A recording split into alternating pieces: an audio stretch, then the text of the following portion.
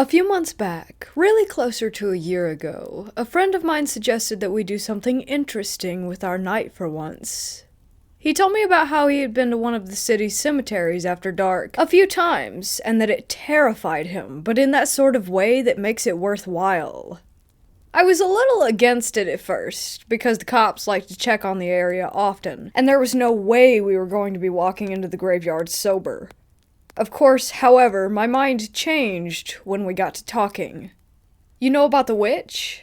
He started cracking a grin. "I think so." I had heard very little. "Remind me, just in case."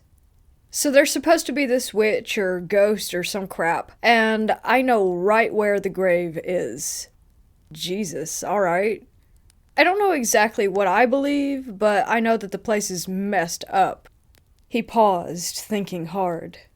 I said, "I honestly don't believe in anything, but a dark graveyard is scary anyway. Definitely need to check it out sometime if we don't get to it tonight."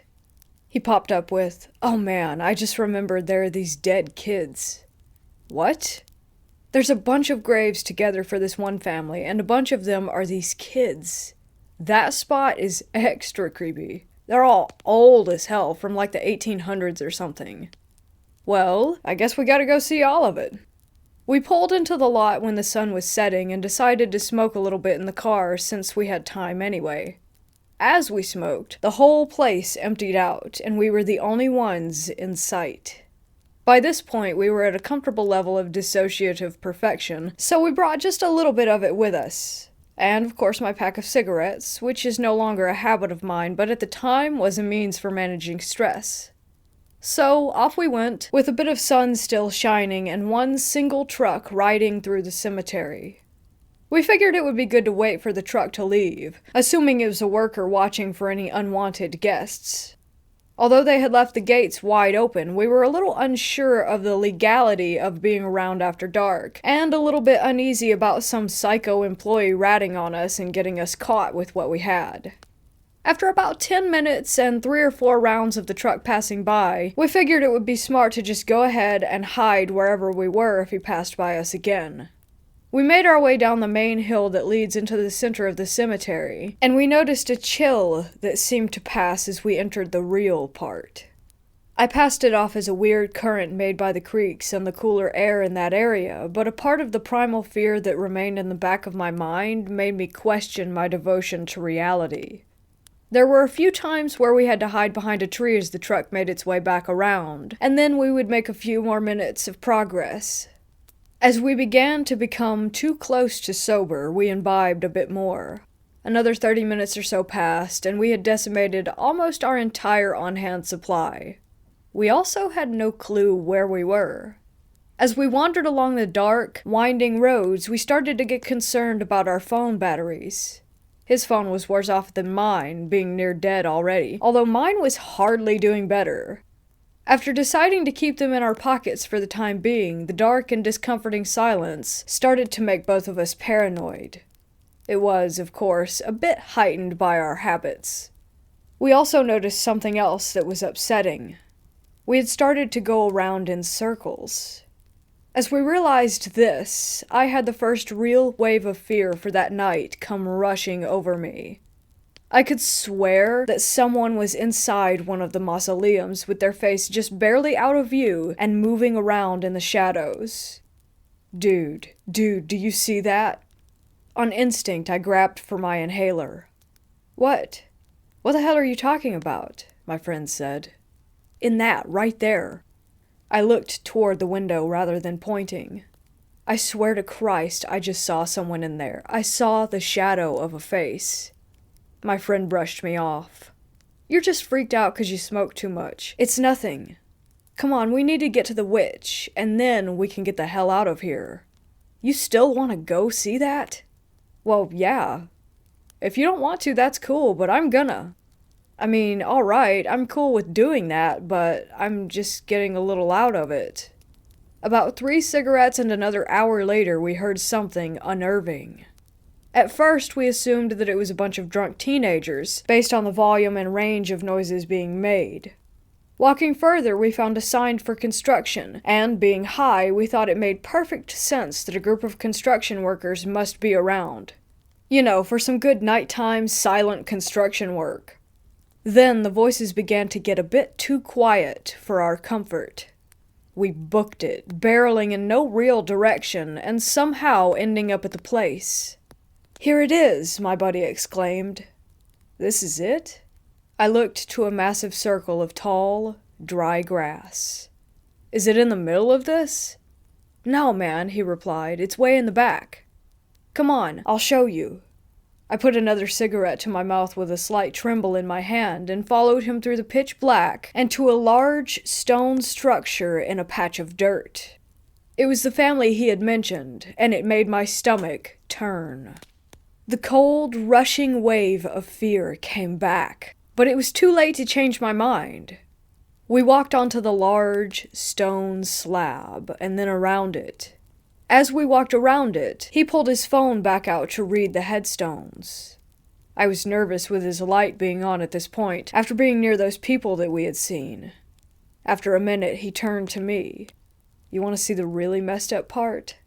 "Messed up how?" I asked. "The forgotten children. Their graves are back there down a skinny path." He motioned toward the trees. "You down?" "Well," I said, "I've got my smokes. Let's go." We looked at the graves, and my stomach turned, but I was unsure of why. I disliked the idea of dead kids, but my demeanor would never call for me to feel as sick as I did at that moment. Then my friend flipped his phone light back on to read off the names and dates. I started to really become anxious at that point, even voicing it. I scanned the woods, unable to see anything. My friend told me to just calm down, that the people we had seen had probably left by now. Then we heard a blood-curdling scream coming from the woods. At most, it was 50 feet away. It was an unusual scream, aggressive almost. It didn't sound as if someone were hurt, but more that they were threatening us. I was sure at the time that it was a woman, but the hopeful side of me likes to imagine that we just heard some animal. As we paced back down the path toward the stones at the base, I pulled a few cigarettes from my pocket and began to light them like crazy. This was pushed further by my friend stopping to read more stones as we saw no one following us. Within 10 minutes he had had his fill, and we continued back into the main area. After even more walking, we passed a group of cars parked in a grass patch. We assumed they must have belonged to the group of people from earlier, but we began to wonder why more than 1 or 2 people would be there for so long. Then we got lost for real. Deep in the back of the property, we found the witch's spot, but nothing of interest, so we decided to head back. By now his phone had died, so we used mine to get a map up. We had 30 minutes of walking to get through to get to the car. Halfway back, we started hearing voices again, loud and brash. However, as we got closer, they got less energetic. I peered ahead and froze, grabbing my friend and shushing him. I could see 3 large shadows right down the path from us. I also forgot my phone screen was on and heard something I'll never forget. "Wait," a deep voice murmured. "Do y'all see that?" "See what?" A second man joined in. "That, right there." The silhouette of his arm pointed directly to us. "That light." I slapped my phone screen against my torso, panicking in an attempt to turn it off. Both of us held our breath, staying still as statues while that group kept discussing. "Go check it out then," chimed a woman's voice. "Or are you too scared?" "Why don't you stay here and check it out while we leave?" "Oh, screw off," she teased, in a way that helped me think they were decent people. We started to shimmy toward the patch of graves to our side, hoping they would forget about us and leave like they had said. But then we saw what kind of people they really were. The first man hushed both of the others, and nearly gave me a heart attack. "Let's get 'em." Both men darted toward us, but we were out of sight by then, low to the ground by the hill that we had run across, hiding. We heard them making their way around the area, and we somehow circled behind them, making it out. Then we heard cars starting. For about 20 minutes, these psychos circled through the paths looking for us, and it cost us another half hour overall. Exhausted, we made our way to the entrance, with an empty cigarette box, an empty bag, and a little bit of paranoia. We got back to his place and spent at least another hour talking about how insane that all of it had been, and then we had a thought. A ridiculous, but unnerving thought. What if we saw nothing at the witch's spot because she had been in the woods by the family? And then an even worse thought popped up. What if the scream wasn't aggressive like I thought, and those people had done something to someone right near us? Whatever really happened, I know one thing. I'm never going back there without a full group of friends and fully charged phones.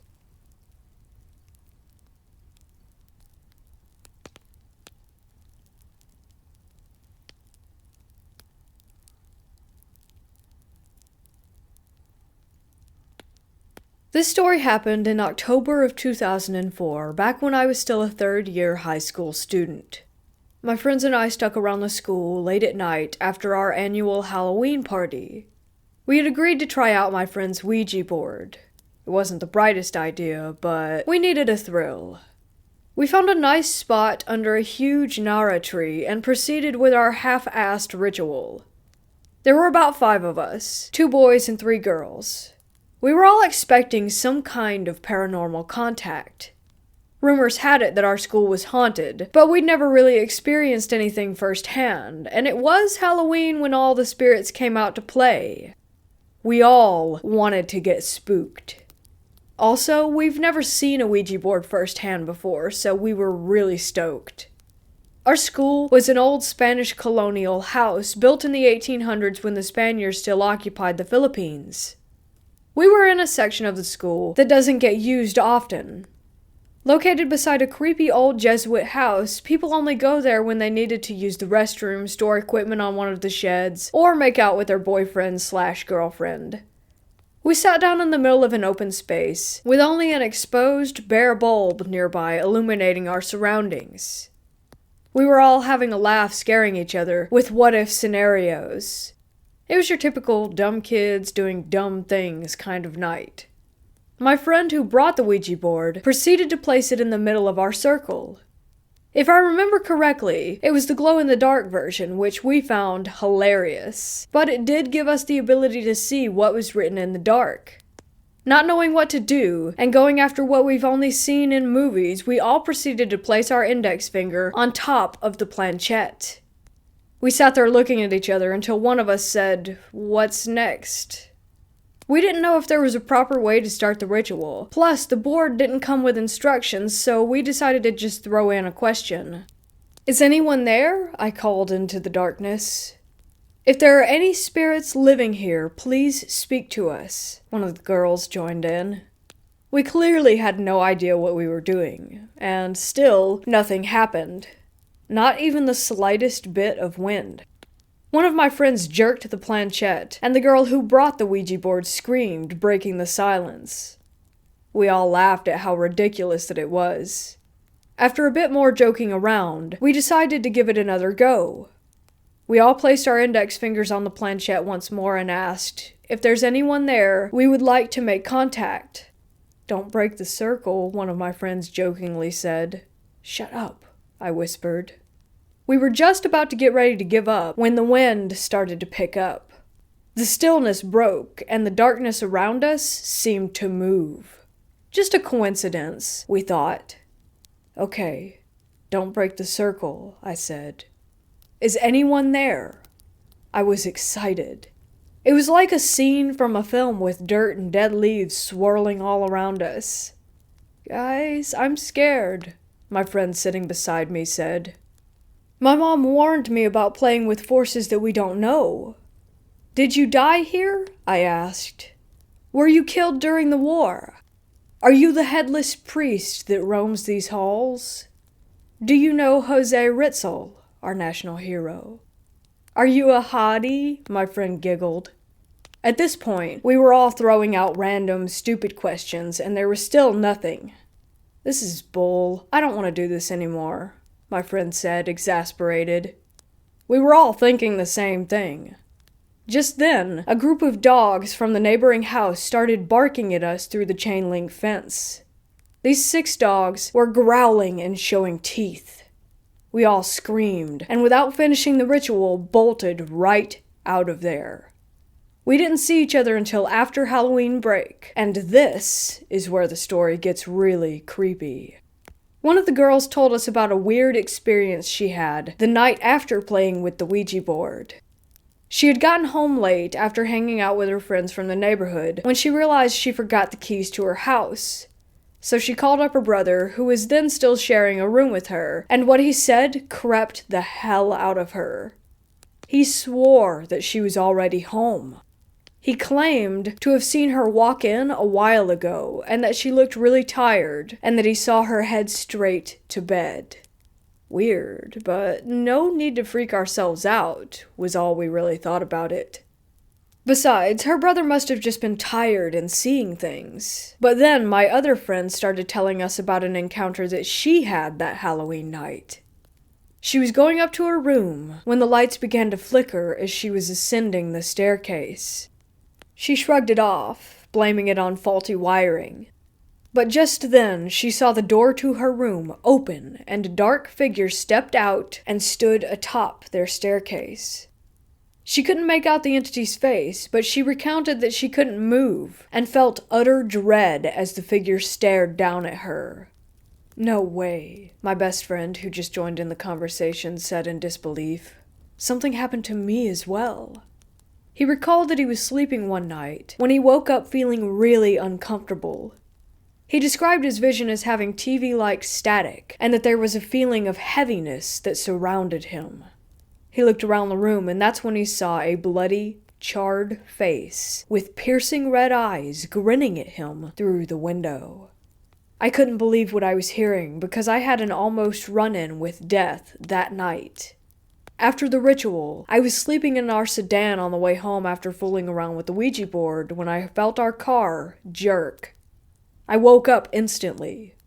Looking out the window, I discovered that we had been hit by a huge oil tanker. I panicked and leaped out of the car. Luckily, my mom and I survived the crash since the front of the car was a total wreck.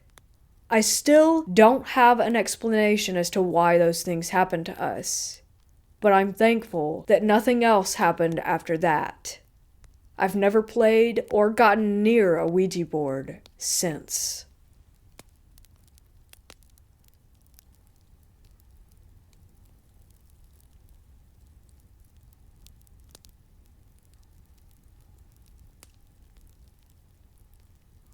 The scariest thing that ever happened to me came from the person closest to me. My ex-husband and I were both only 19 when we married. When we first met, everything was glorious. I moved in with him and his family because me and mine were having a lot of trouble at the time, and for the first year, all was golden. Then one day, his stepdad went missing. The police found his body almost a week later, murdered. The tragedy tore through the 3 of them, Nikki, his mother, and sister, with an intensity similar to a massive hurricane. If Nikki's biological father had been present, that might have been one thing, but that piece of human excrement was not just absent, but only made the occasional appearance to steal one of the kids' social security checks from the mail on arrival, and that was usually when he knew no one would be home. When Fiona married Dave, he had become their father, the only father they ever really had. He was their true family. After the homicide, Nikki's whole personality shifted toward darkness. He would rant and rave like a man possessed, and become violent if I didn't do everything he told me to do, no matter what it was. To this day, I have scars from a physical altercation with his sister on being commanded to attack her and having no choice but to do so, for example. The scars make me who I am now, a survivor, but I wouldn't wish what I went through on anyone. Being terrified for your life every single day and never knowing if any given moment could lead to your last is exhausting and traumatizing to say the least. One day we got into it so badly that I told him I wanted to divorce. He kicked me out of my own car at my parents' house and tore out of the driveway, spraying gravel everywhere and leaving puffs of dust floating up toward the sky. I was utterly distraught by the entire situation at that point, completely at my wit's end. Yet for some reason I still loved him, still wanted to make things work out, and for us to be together. So when he called and begged for the chance just to talk things over, of course I agreed, and went outside to anxiously await his return to pick me up. I expected him to have calmed down by the time he arrived. At least, that was what his tone had suggested over the phone. But when I got in the car, the whole vibe felt off, chaotic. The tension was almost physically too much to handle. We rode in silence for about 5 minutes before he shot me a quick glare and then returned his attention to the road. His dark eyes drilled right through me, their anger giving off a certain glint like that of coal. "You know you're my wife, right?" he asked in a syrupy, sickly sweet voice. "That means you belong to me." I didn't really know how to respond, so I said nothing. My mind turned 1,000 miles an hour, deciphering what he was telling me, though. His level of possessiveness over me had steadily increased in the past 6 months or so after Dave's death, as if he were terrified of me disappearing along with the glue that had held together his tiny little broken family. My subconscious screamed at me that the whole thing had been a ruse, a trick to lure me back into the car. I looked down at my hands in my lap, wringing them together until my knuckles turned red. "I thought you wanted to fix things," I said. He smirked, and my gut went cold. My worst fears confirmed in that twisted, psychotic expression of his. "What do you think this is?" he replied. "It feels like a trick," I told him. He pursed his lips together, his grip tightening on the steering wheel. His shoulders tensed, and his expression grew more malvoyant than ever. "That's because it was a trick," he murmured. "If I can't have you, no one can." Until the moment he said those words aloud, I always thought of that expression as one of those you only ever hear or read in fiction. It never occurred to me that there was a reason that it existed. Someone, or many others most likely, who had heard the phrase and felt the sheer horror that accompanied its implication. In the course of our relationship, I endured punches, kicks, 2 totaled cars, and multiple death threats. A couple of weeks after this incident, I finally managed to get away from him for good. I stayed the night at a friend's house after getting what little things I needed. She lived not far from his grandparents, but I didn't really think anything of it because the neighborhood is one of those upscale, quiet, safe kind of suburbs. We partied most of the night. She went upstairs to sleep around 1 and left me on the couch in the living room watching TV, willing myself to pass out. About an hour later, around 2 a.m., I felt like someone was watching me. I looked over at the sliding doors to my left that led out into the backyard, and there he was. He was standing outside, in the dark, in the rain, watching me and crying with his fists clenched. I felt my eyes grow wide, and I sank slowly down into the leather cushions as if they could make me disappear from sight. I don't know how much longer he was there. When I looked again, he was gone. The next day, my mom came to get me, because he wrecked my car, so I no longer had a ride. He was standing at the corner staring at her as she drove past. We had to get a police escort to take us straight to the station to get a restraining order. I spent the next year getting the divorce straightened out and getting the rest of my belongings that he was trying to hold hostage, like my birth certificate, diploma, and social security card. I spent the next 6 years, even after entering into a wonderful and truly loving relationship, in fear that he would come for me. Even now, 8 years later, sometimes he will still try to contact me through other people or fake accounts on social media. Sometimes the most unsuspecting person is the one you have to worry about. Sometimes all it takes is one tragedy to twist a person completely inside and turn them into a monster on the outside.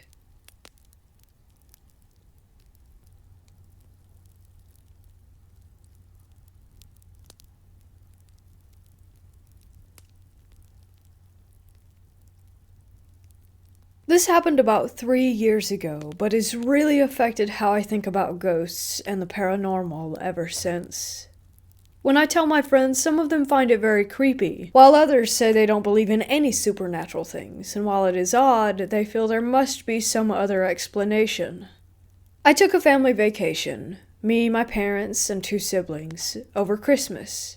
All of us were already adults at this time, and while my family is agnostic and holds out judgment for the afterlife, none of us are religious or believe that there is a true afterlife with heaven or hell. That said, my parents thought it would be fun for us to stay at a haunted hotel in Jerome, Arizona on our way to a resort town further down the road. This whole town is supposedly haunted, but especially the hotel, which used to be a mental hospital that has long since been converted. We checked in and were given 2 of the most supposedly haunted suites because we needed 2 large adjoining rooms for everyone to fit. So far, everything was normal, until we got to the room. My mom and sisters suddenly smelled something they described as putrid in a spot in one of our rooms. I couldn't smell it, so dismissed it and moved on. We took a walk around the town, and I asked a bakery owner about the haunted stories, and she said it's just accepted that sometimes things fly off her shelves at home, but nothing hostile. Here is where the weird stuff starts. We signed up for the nighttime tour of the hotel in a largish group of people, and we were all given electromagnetic readers while we walked around and heard the stories of the mental patients that died there. Halfway through the tour, my dad and sister hear a sound and turn around to see the doorknob of the room next to them shaking and rattling incessantly. I didn't personally see it, so by this time I was getting bored.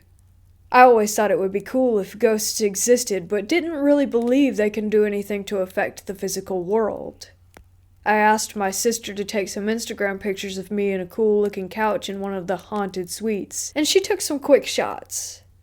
I passed my hand over the table in front of me to pose, when I felt an extremely cold, chilling sensation in my hand and wrist, and told her to stop.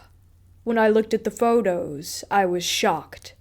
I have a series of 3 pictures where you can see that I'm switching around with a startled look on my face, shaking my hand, and there is a white cloud streaking through my hand and wrist in the photos that appears and disappears throughout the 3 frames.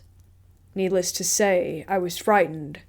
I was no longer willing to sleep on my own, so I took to bed with my mom. Yeah, sad, I know. My dad and sister slept a bit and went to walk around in the middle of the night in the boiler room where they said they had felt some weird stuff. I don't remember exactly what happened, but one of them felt a strong chill on their back. Meanwhile, I was sleeping and my mom suddenly woke and slammed her hand on the dresser. She said sorry and went back to sleep. She's never been a sleep mover, but whatever. I slept pretty deeply that night, but I kept being woken up by a super loud, clanking, rattling sound in the halls that sounded like the gurneys being wheeled back and forth. This is not a busy hotel, and in the middle of the desert. In the morning, my mom said she had a dream that there was a little boy and a young nurse talking to him. Then the nurse aged and became mean and scowling, and raised her hand to hit the boy. She said she then heard a voice telling her to hit him herself. This is why she hit the dresser.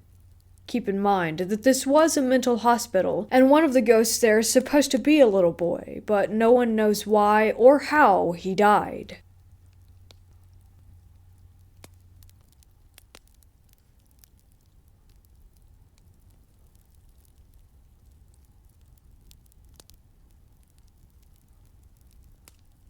This was one of the most frightening moments of my life. My best friend at the time, my brother, his friends, and my friend's boyfriend all went to our local abandoned house, which we call the Witch's Circle, to go ghost hunting. Now, this little abandoned house is actually in a national park called Little Basin Creek Reservoir, But there's actually a story behind this house, which I don't know how much of it I believe. It's said that on Halloween night in the 50s, two guys brought their girlfriends out for a sacrifice. I've gone to the archives, done tons of research on this, and can't find anything to verify this information. This Halloween, when we went out there, we were clearly the only ones present. Our cars were the only vehicles there. You have to drive right past town a little ways and head out a dirt road to get there, and there's only one spot for parking, so we would be able to see if any others were there.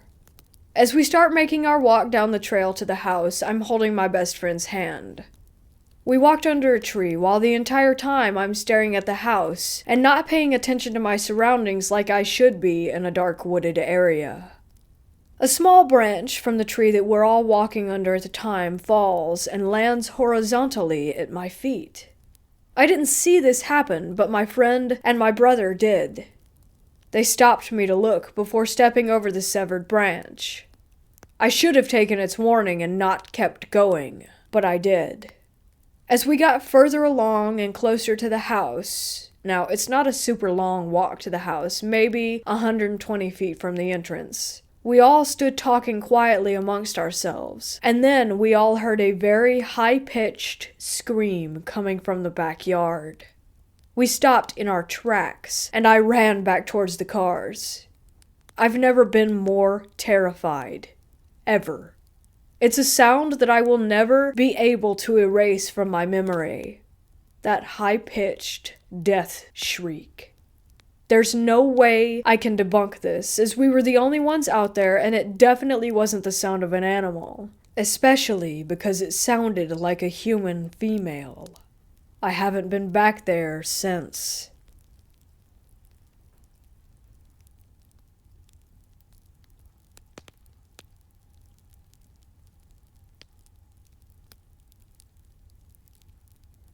I want to begin my story by telling you first and foremost, I do not believe in the supernatural. I have never witnessed a ghost, spirit, entity, or malevolent force of nature. I have never encountered a poltergeist, demon, or an angel. I am not here to state the validity of anyone else's experiences, only my own. I do, however, believe in things that are good and things that are evil. Is it supernatural? I'm not here to prove that one way or the other. My story begins when I was 20 years old. I was in college, and like most college students, I was rebellious, wild, and carefree. I was eager to obtain a part-time job. I wanted my own spending money. And coming from a very small community with very little businesses, I was pretty much out of luck. My sister, who is 7 years older than me, was newly married with a baby, my nephew, and she worked at our hospital, the only hospital in our hometown.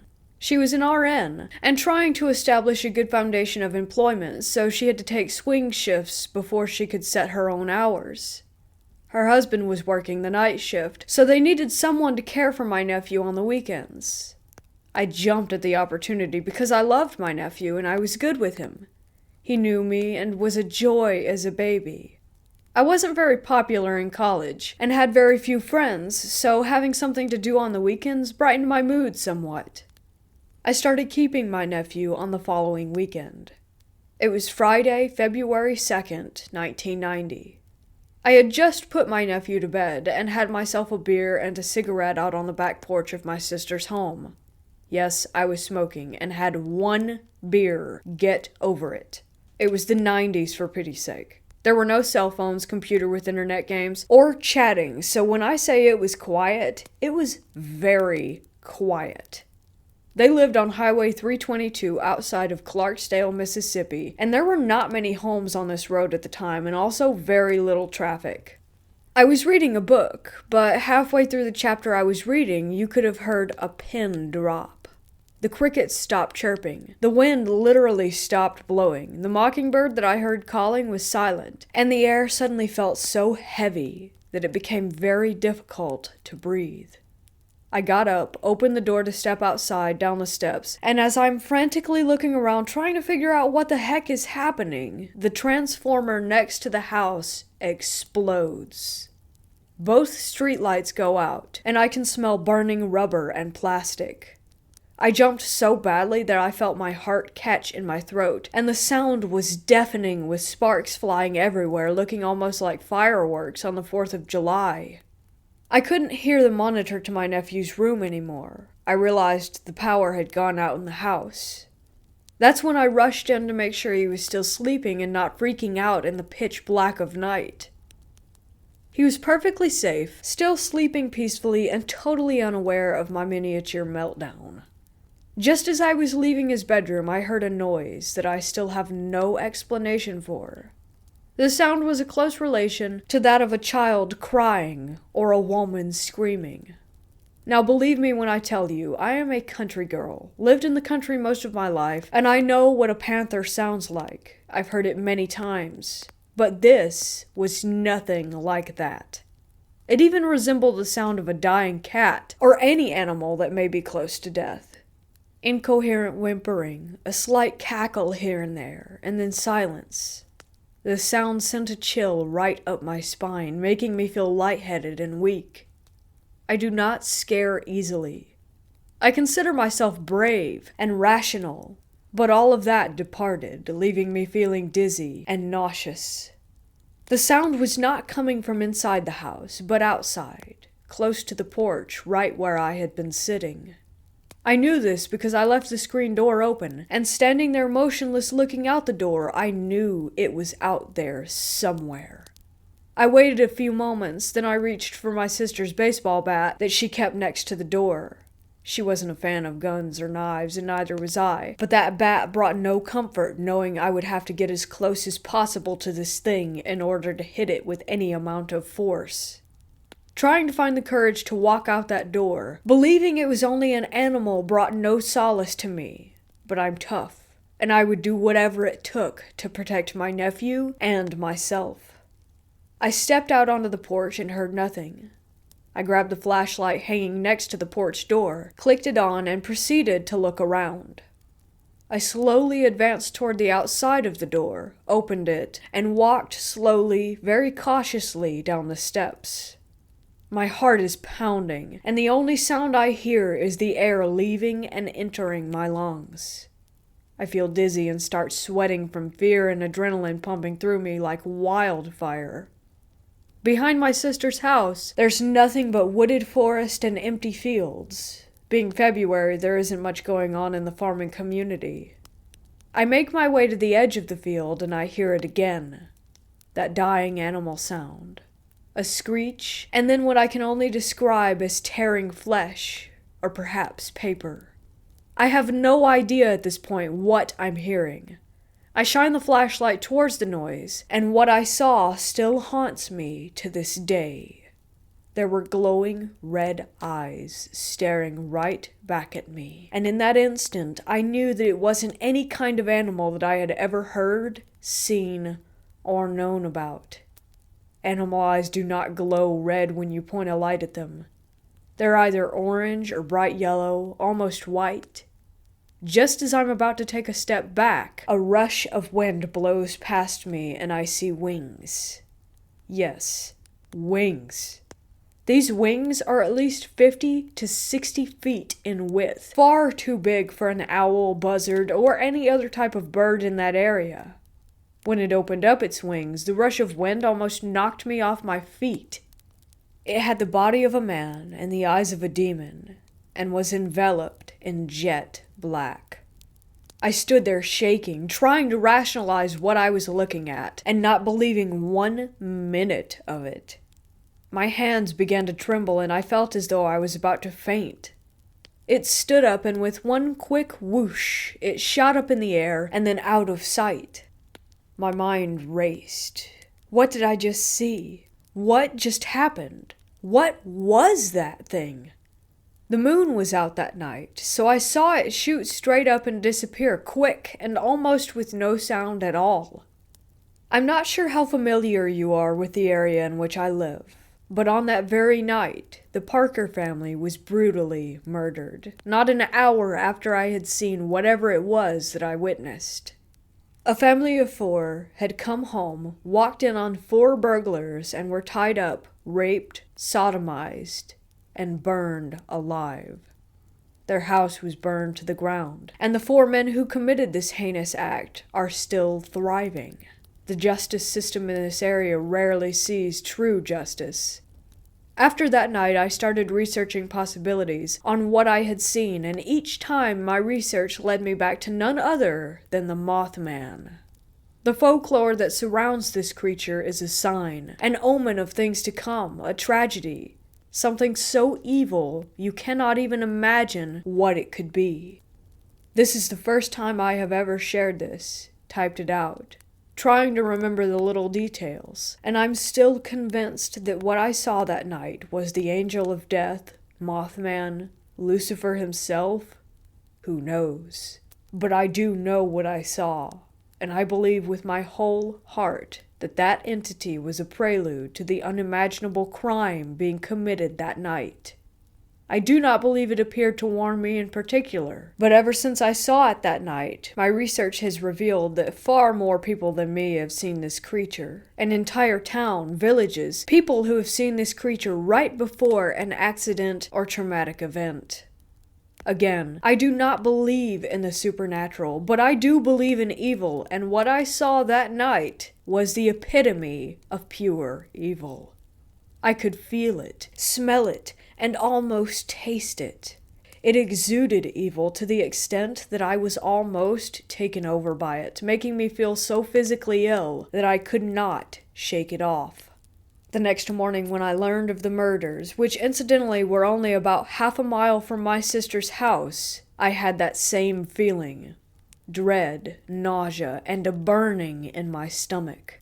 I had to run to the bathroom to throw up. It made me so violently ill.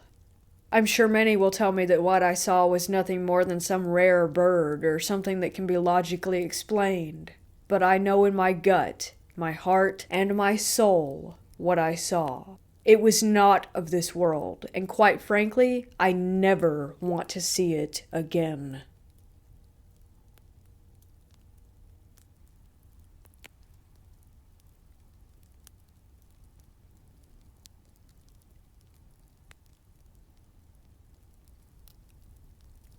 This incident happened to me when I was 14, and I've told the story and gone over it in my mind so many times exactly as it happened that it feels as if it were just yesterday.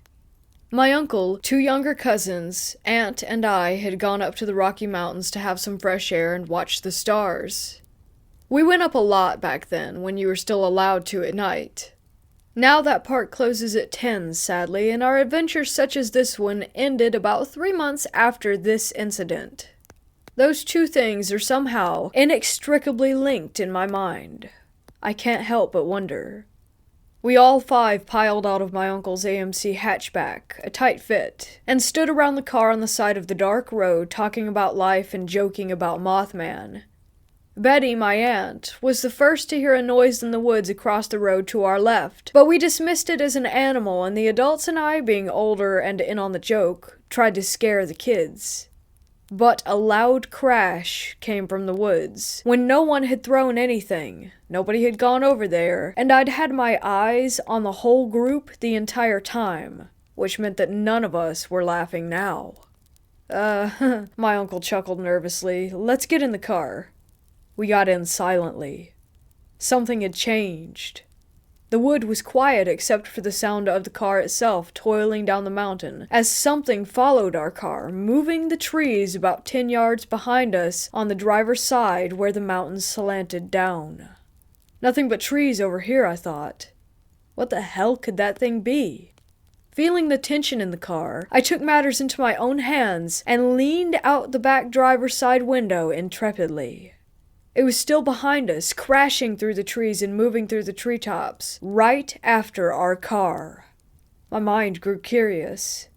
Go faster, I urged my cousin Brian. He sped down the winding road, but the thing in the forest followed. I looked at the speedometer. 35. We could do this. Go faster, I said. It was keeping pace, but always just behind the car. I was livid that I could not catch a glimpse of whatever was big enough to make such a racket and bend the trees to its whim. I finally yelled at him to go faster, but again, the thing kept up. Our tiny car was racing down the winding mountain road, sheer rock on one side of us, certain death on the other, our headlights the only things lighting the way down as we sped out the gate of the park, turned, and peeled down the paved road toward town. The kids were in tears. Brian nearly was too. Betty was silent, something which, if you knew her, you'd know the gravity of the situation when she actually chooses to shut up. Brian was yelling back at me and asking me what that thing was as I crawled back into my seat and buckled up. No, I said dejectedly. I couldn't see a thing. Months later, I tried to talk to my family about the occurrence, and found that none of them even remembered it except Betty. They had blocked it out of their memories, I guess from sheer shock, the poor souls. Even to this day, my uncle and younger cousins don't even want to talk about it. Looking back now and having watched a lot of Bigfoot investigations since, it's a likely possibility that what I didn't see was a Sasquatch. However, there were things even weirder than that in this local area.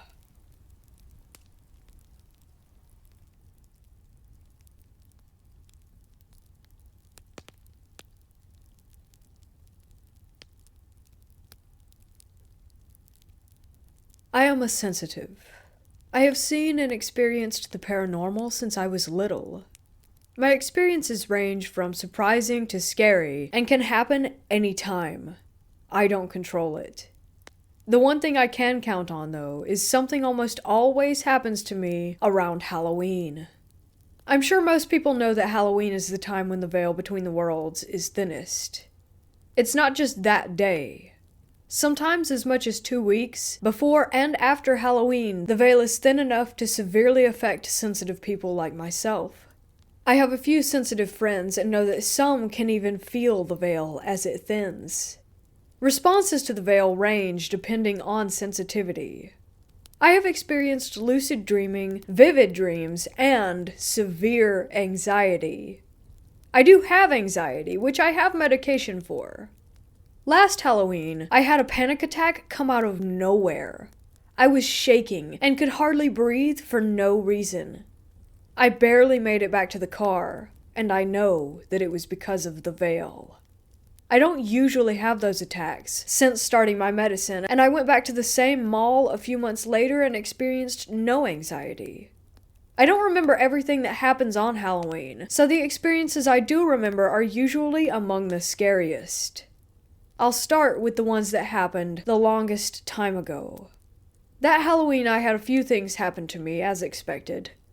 I can't remember them, since they didn't really stand out. This experience was more creepy than scary. It was either Halloween night or just after. I couldn't sleep, so I was playing on my phone in the dark. I decided it was time to make myself sleep, so I put my phone down. When I did, I saw a dark, cat-sized shadow jump at my face.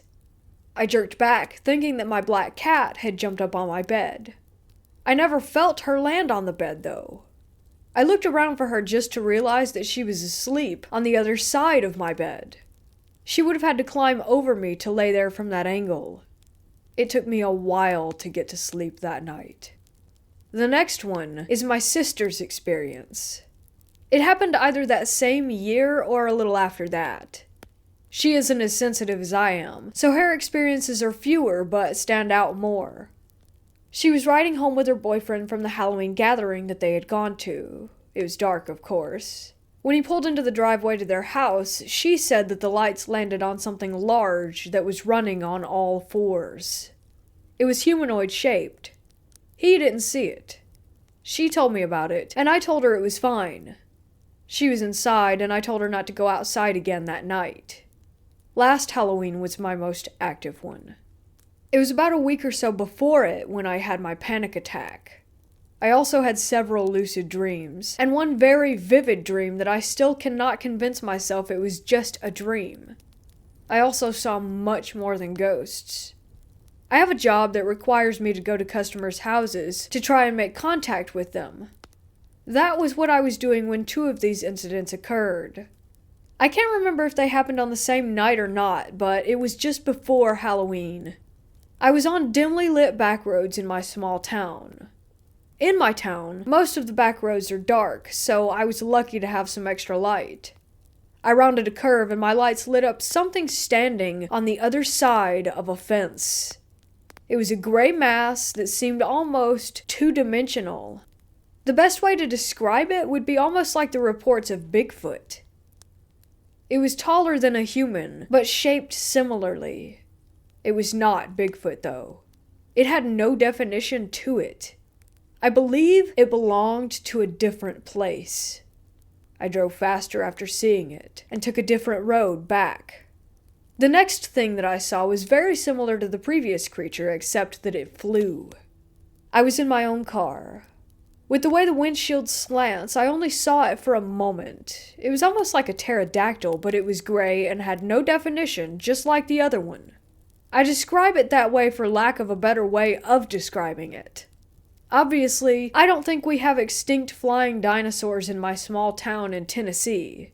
These two creatures sound absurd, I know, and even I would have a hard time believing someone if they described them to me. My last experience of that Halloween was the most terrifying experience that I have ever had around Halloween. I was pulling into my driveway at night after getting off work. It was late, and everyone else would have gone to bed by then. It was the first time I had seen something like it, and hopefully the last. I understand why my sister was freaked out that time. A large, humanoid creature on all fours was running through the yard. I only saw it for a few seconds, but it was close. It was big, maybe twice the size of our chocolate lab. Once we passed each other, I didn't see it again. Needless to say, I made a mad dash into the house and wouldn't let the dogs out to use the bathroom.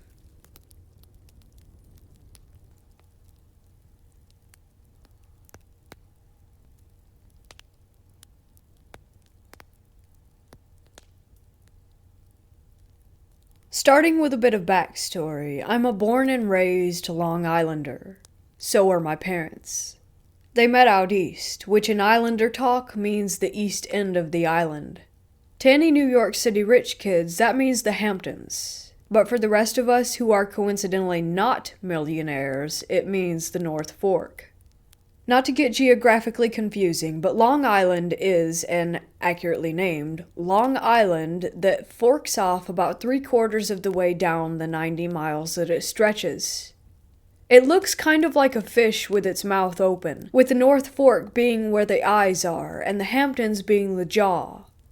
Shelter Island is somewhere in the middle, like a smaller fish about to be eaten.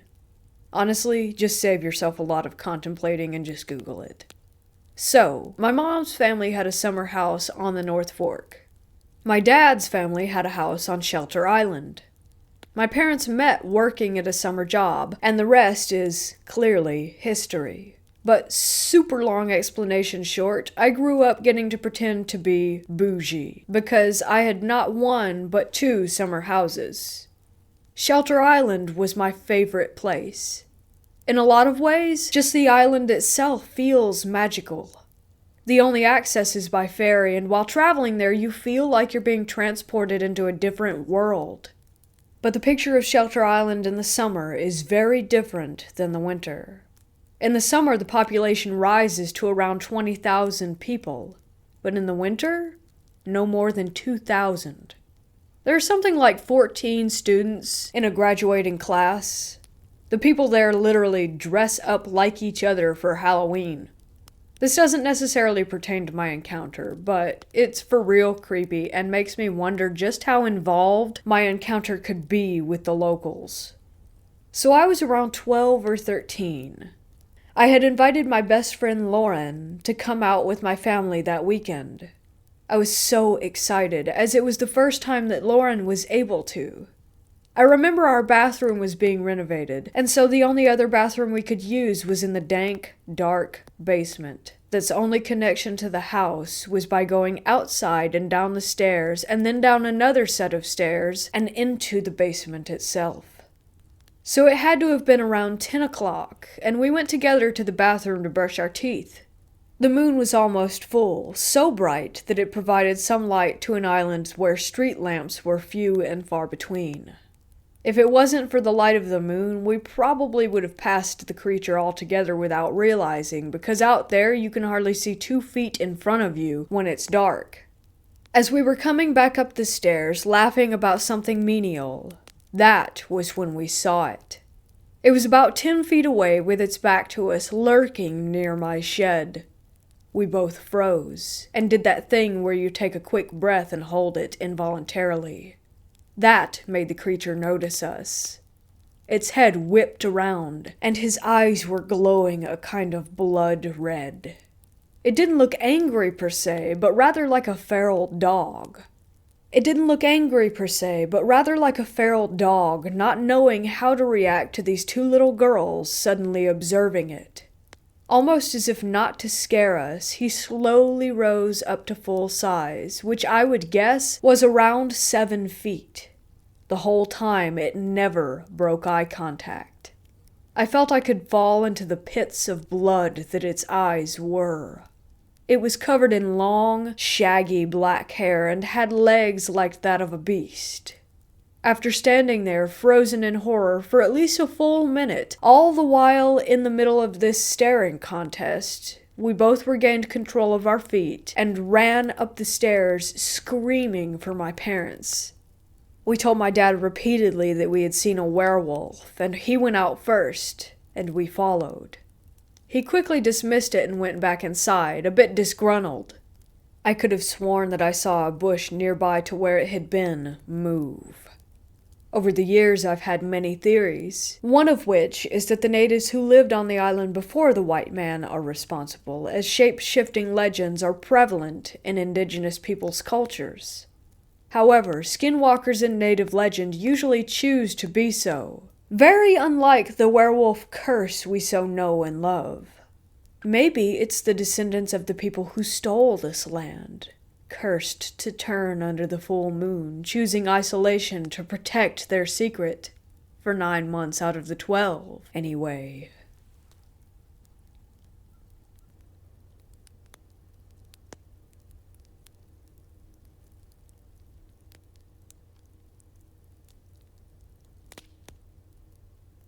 In 2015, I worked a couple weeks at one of those Halloween stores that are in town for the season. This particular location was in an old Kmart building that had been empty for a number of years.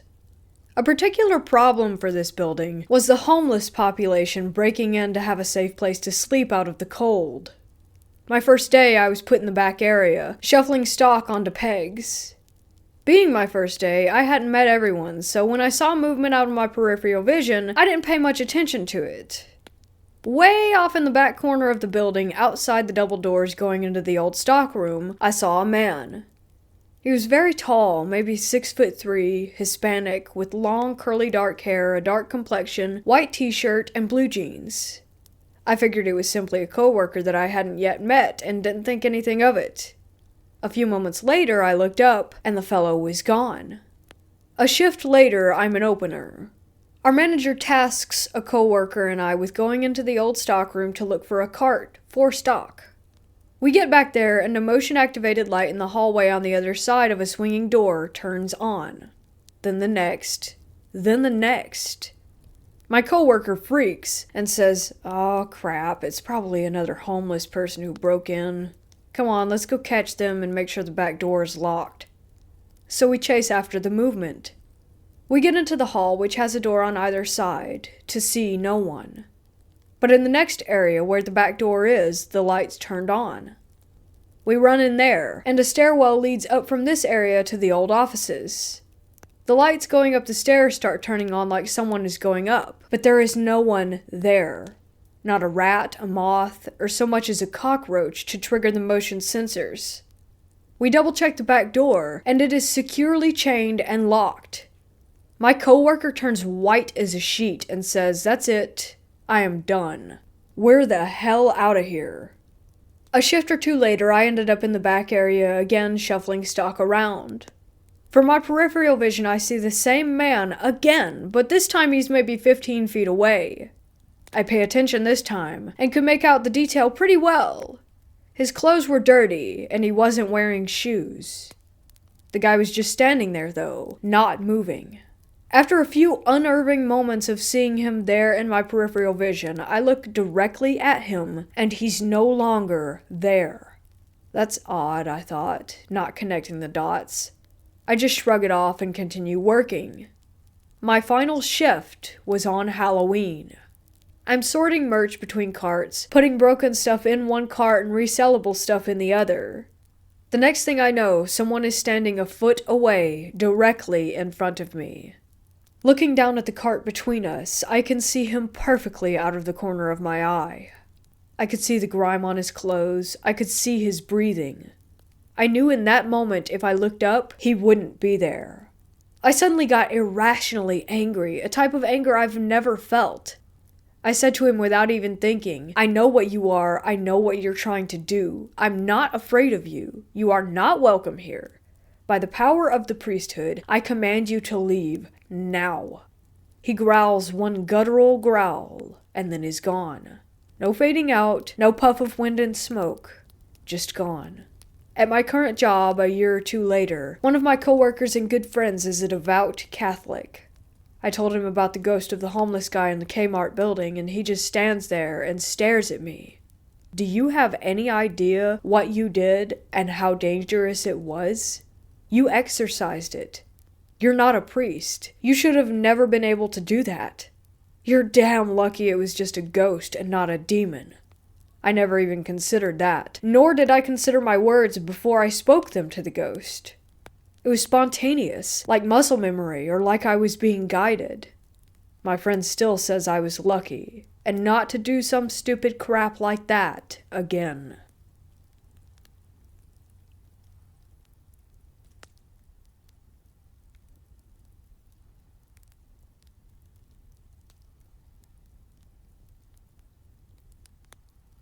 Back in the winter of 2019, my partner and I had settled into a hotel for a few days before going on vacation elsewhere. I am somewhat sensitive. I've never seen a full-body apparition in reality, and never had any physical paranormal happenings up until this point either. I've only ever felt feelings in environments. This hotel room was no different. Upon entering the room, I felt a sense of calm when stepping inside. However, there was also a sense of curiosity. I felt as if something was watching my partner and I. Over time, this feeling became more comfortable, to put it lightly. Over the course of the next few days, different feelings became more noticeable by the minute. Most of the feelings consisted of being watched. Eventually, I asked my partner on our second day there, "Hey, do you feel anything off about this room?" To this they responded, "No." Whatever was watching us noticed that I noticed them. That's when the experience turned from lingering to dark. Later that night in bed, I had a normal dream. I don't remember most of it, other than maybe one image of running curiously through a black hall of mirrors. Suddenly, as if I had blinked, I saw the hotel bed, my partner and I, sleeping. We were laying away from each other, but there was a mass between us. A dark mass. It leaned in closer to me, and I felt what can only be described as a light body pressure on my back and arm as it held around my torso. The thing spoke to me in my sleep, more specifically in my mind. It had a male voice, but took on the voice of a mixture of my partner and my first ex-partner. It casually threatened that it was going to hurt my partner. I couldn't move, and my perspective was going back and forth from my own perspective of laying on one side of the bed to seeing a bird's eye view of the bed. I wasn't lucid enough to tell it to go away, but did have enough control to ask why, and to say, "Don't hurt us." It then responded, "I don't want to hurt you, but I want to hurt your partner, and I'm going to." I kept telling it not to better not to leave us alone. Then it threatened to hurt me as well. I could feel its intent, so I stopped responding. To my silence it replied, "Good." Be glad that I'm not hurting you, but your partner is going to hurt. Right about now. As soon as it said now, I jolted awake to the sound of my partner's blood-curdling scream. My partner's leg had developed a Charlie horse cramp in their sleep at the same time that the spirit had spoken its statement. I could still feel the spirit's energy upon wakening, and one thought popped into my head. I told you. The next morning, we packed our bags for the vacation. I could feel whatever had tormented my partner the other night watching us leave. I told my partner about the incident, and they jokingly told me not to sick any demons on them. But they did believe me. I've never had a spirit contact me so directly in my life before this. That spirit did not attach to me, surprisingly. It stayed in the hotel room, and it's unlikely that I'll ever go back there again.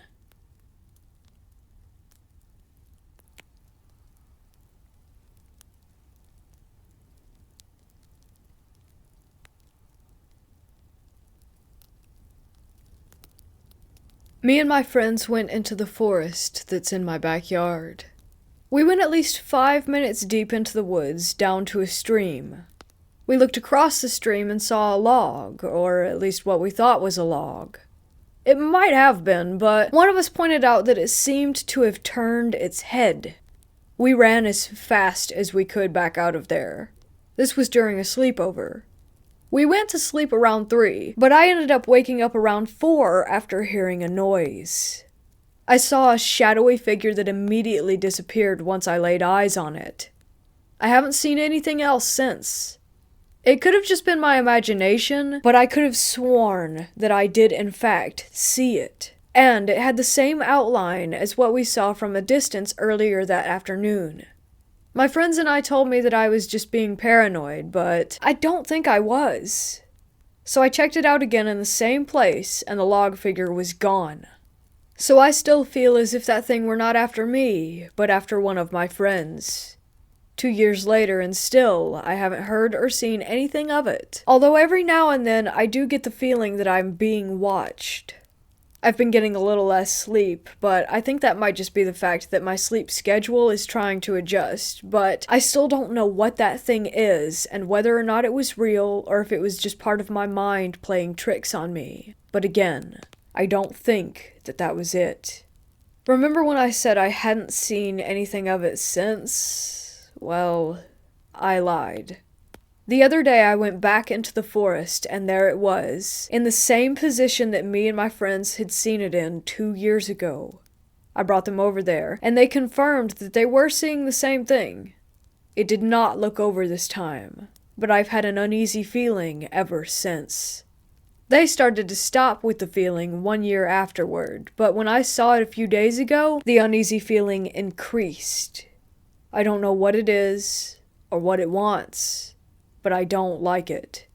It's not anything I've seen in any paranormal YouTube videos or anything else about the paranormal, which leads me back to believing that it wasn't real. But my friends confirmed that it was real, and I'm not questioning what they said. So it was real, and it was scary. I hope the uneasy feeling goes down soon, and if the thing ever comes near my house again, I'm going to call the police. Oh, and I forgot to mention that the morning after the sleepover, I saw not footprints, but something else that I can't quite put my finger on. Something that no human foot could ever have made. I have no idea what it was, and don't plan on trying to figure it out.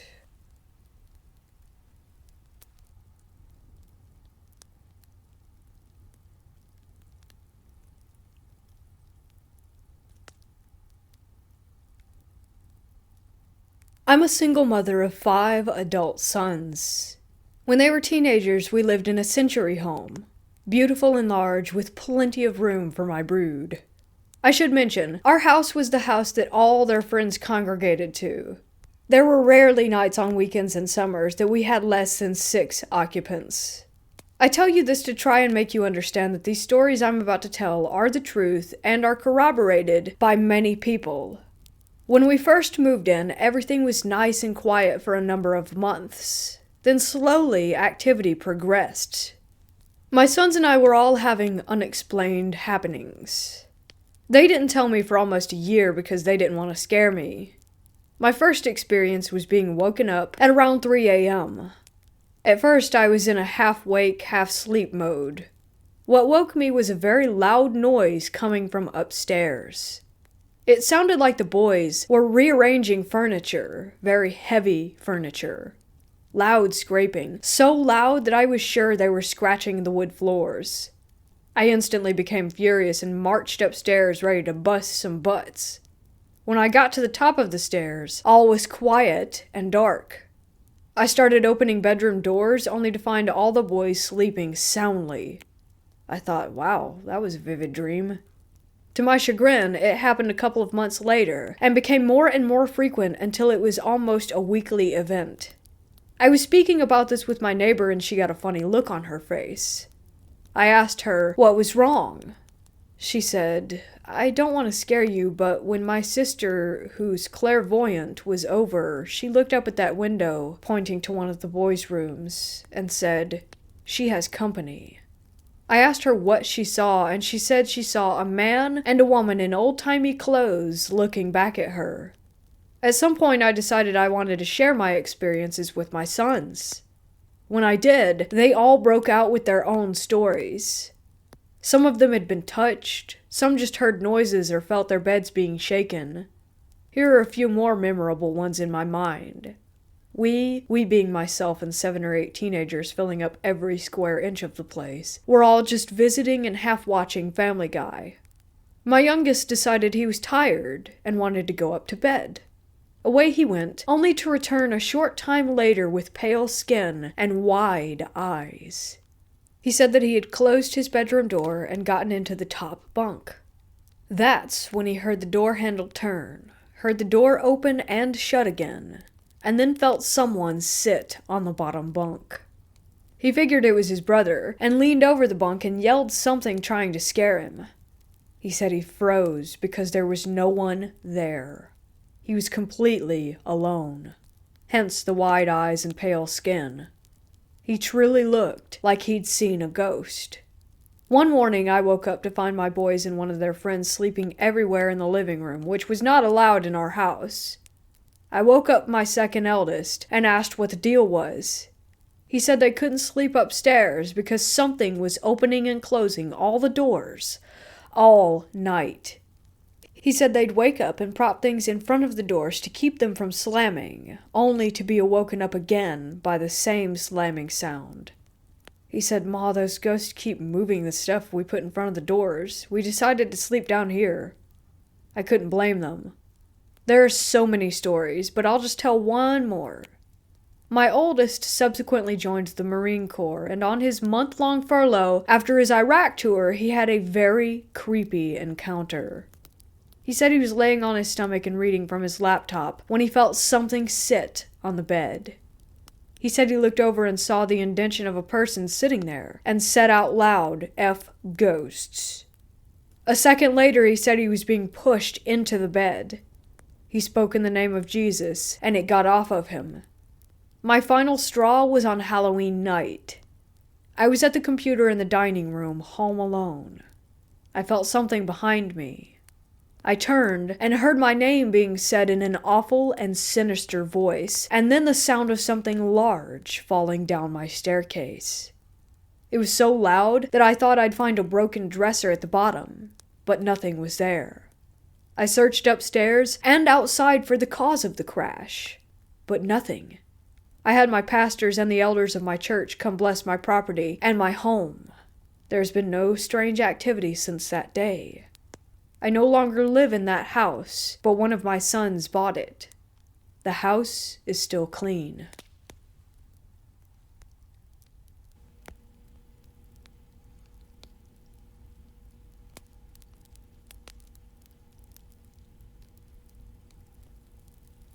I have had many paranormal experiences throughout my life. I'm a spiritual person and have always been interested in the supernatural. This particular experience took place when I was 13. My mom, dad, sister, and I had to move because of my dad's work. This time, we were bound for Florida. At first, things at our new house were great. Then, a few weeks later, things started to occur. Our belongings were being moved from one place to another, for example. Next, I heard whispers and other inexplicable sounds. My family began hearing things soon after, as well as all of us starting to see shadows around the home. We were frightened. Most of the time, I would be staying home alone with my sister. During that time, I would see shadows moving, kitchen items would fall or be thrown. My sister and I would hear whispers. Then one day, there was a smell. Whatever it was disgusting, like something putrefied. We searched high and low for the origin of the odor, unable to discover the source anywhere. This continued for weeks, until Dad decided to talk to the landlord. The landlord told us that the home's previous owner had been killed in the house. Since then, a lot of people who stayed there reported strange experiences, including the smell. My dad was furious. Soon after, we moved into another house. I still think about that to this day, though. I can't help myself.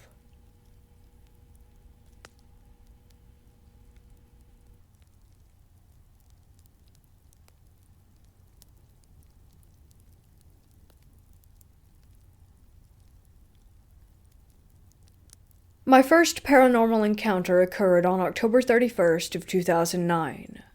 A week prior to Halloween, we had made plans. We heard rumors that the cemetery above our neighborhood was haunted. Some of the stories sounded legit, others sounded highly exaggerated, so me, my cousin Dustin, William, and Tommy decided to go find out for ourselves on the perfect day, Halloween night. Jason didn't find out until the day we were going up there. We weren't planning on having him go with us because he would always get scared so easily, but he begged and begged to let him come, so we said okay. Halloween night, we had a small campfire at my aunt's house that was in her backyard. After sitting there until 11:30 p.m., we grabbed our flashlights and homemade medkits. We walked from my aunt's backyard up through the woods on a big hill until we reached the cemetery. William and Jason argued for a minute about who was going in which direction to check out which parts of the cemetery. Jason didn't want to go with Tommy because he was worried that Tommy would scare him, as Tommy had a reputation for doing such. My two cousins and I began making our way through the cemetery, and we didn't notice anything until we got near the mausoleum at the top. We started getting chills, and then we started hearing the voice of an elderly man saying, "Get out. I want you out." As we moved forward, the voice became more aggressive. "Get the hell out of here. I want you out." I shined my flashlight around, and standing between a tree and the mausoleum was an old man. The three of us just stood there in shock. He looked to be in his 80s. He had a black suit on, glasses, and he just looked down at us with this angry glare. His mouth wasn't moving, but we kept hearing what we assumed was his voice. The three of us slowly backed up and started walking down to the lower part of the cemetery to meet back up with Jason and Tommy. What we didn't know at the time was that Jason and Tommy were on the other side of the cemetery heading to the upper part of the cemetery to find us. We got midway through, and there was an area in the middle with 3 tall spruce trees, and we saw 4 shadow figures moving back and forth between the trees and the tombstones. It wasn't like they were running, more like gliding, and they would just disappear behind the stones and the trees. By this time, we began to hear voices again. We just wanted to get out of there, but we weren't going to leave Tommy and Jason behind. As we were walking, we heard them screaming in pure fear. We immediately started running back up towards the mausoleum, calling out to them, and I started waving my flashlight as we were running. I look up ahead, and I can see them running toward us. When the 5 of us got together, Jason was crying. I asked what happened, and Tommy just kept insisting that he swore he didn't do anything. I look over at Jason and ask him, He was crying so hard he could barely speak. I gave him a quick shake and he said something grabbed me and pushed me down. Then Tommy said, "We were looking around the mausoleum looking for you guys, and all of a sudden Jason's on the ground kicking and screaming." He proceeded to say that he saw an old man standing at the tree line about 20 feet away telling them to get out. Jason stood there shaking and crying. I rolled up his sleeve, and we shined our lights and saw a red handprint on his forearm. Dustin said, "Okay, that's it. We're done. Let's get out of here." We started walking down, and we saw the old man standing in the middle of the gravel path, only this time he looked worn down. We immediately ran the other way, and there he stood again, right in front of us, and this time he looked even worse. He slowly pointed at us and said, "Get out, you dirty little shits." I screamed at him that we were leaving, and we hauled ass out of the cemetery, down through the woods, back into my aunt's backyard. We sat on her porch, trying to process what had just happened. It was almost 1 a.m., so we decided to head in for the night. William and I went into my house, and my dad was sitting on the living room couch. He asked where we had been. We told him that we were up in the cemetery, and that it was indeed haunted, and we informed him of everything that we had seen. He, of course, didn't believe us. He told us that we just needed to go and get some rest. We stayed up until 3 a.m. and began even questioning our sanity. I had suspicions that there's more to this world than just us, but William was a complete skeptic. He didn't believe in anything paranormal. Until that night. About a month before I wrote this on here, my dad and I were hanging out and he brought up that Halloween night, and as we were talking about it, his demeanor changed. He asked, "When you said that the cemetery was haunted and I said that it wasn't, I lied. It is haunted. I know about the old man up there because both your mother and I saw him when we were kids." I asked if he knew anything else about him, who he was, or why he was there, but he didn't. He said that all he could tell me was that he does not want anyone up there, especially at night.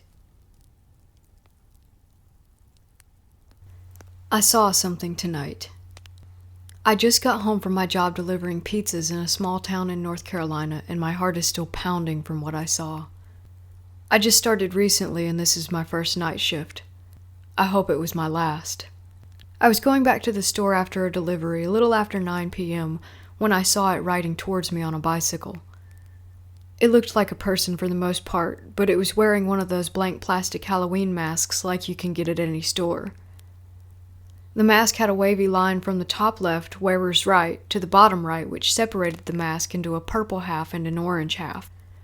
I couldn't tell what it was wearing because it was too dark and the clothes were black. Out of the top of the mask, there was something that could have been hair, but it seemed too strange to me. The hair was at least a foot tall on its own, and the only way I can describe it is as a plant of some sort. It looked like a bunch of tangled branches and vines all sprouting from the thing's head. It was doing a wheel stand all the way down the street toward me without losing an iota of balance. The thing that really tipped me off that it wasn't human, though, was the aura it gave. I couldn't stop looking at it for more than a second. It drew my eyes almost magnetically, and every second I did look at it, the more terrified I felt. It wasn't just my natural reaction of fear, either. This was powerful and evil. My head started pounding. I was screaming involuntarily, and tears welled up in my eyes. I was about to make a turn when I saw it coming toward me, and as soon as I completed the turn, barely able to look at where I was going, the thing disappeared. I turned around to look back down the street I was just on, and it was gone. I was still extremely rattled, panting and whining like a dog, but I knew I had to make it back to the store. I made a slight left onto the long avenue where my store is located when I saw it riding toward me again, still doing a wheel stand. It started out on my right, but rode around me to get on my left as I proceeded toward the store. I was trying my best to outrun it, but it was keeping up with me exactly until it suddenly jumped off the bike onto the sidewalk and caught it without effort. I was still screaming and tearlessly crying this whole time, but I whipped my truck into the store lot, hoping it meant safety. To my horror, I saw a bicycle, not belonging to anyone in the store, leaned up against the wall directly in front of my parking spot. I looked across the street to where I had seen the thing hit the ground and saw that nothing was there. I hesitated to even leave my truck, but I had to complete my shift, so I went inside with my guard up as much as it could be considering how terrified I was. My coworkers were all fine, but there were no customers in the store. That's not unusual considering the time of night, but that meant that the bicycle's owner was MIA. I rubbed my face for a few moments in front of a fan and grabbed my next delivery. I exited the store to discover the bicycle was gone even though I hadn't noticed anyone move it. I worked the rest of my shift until 10 and didn't see the thing again. That's not to say that there was nothing out of the ordinary, but the bike stalker was gone at least. The whole way home, I was unnaturally paranoid. Around every curve and corner, I feared it would be standing in the road waiting for me. I could see it in my head. The vision I had of it standing on a certain bridge on my way home felt so real that I nearly drove into the creek. I'm home now, in what I hope is safety, but I'm definitely still on edge. I've seen a lot of things in my 20 years, but I have never experienced anything like that.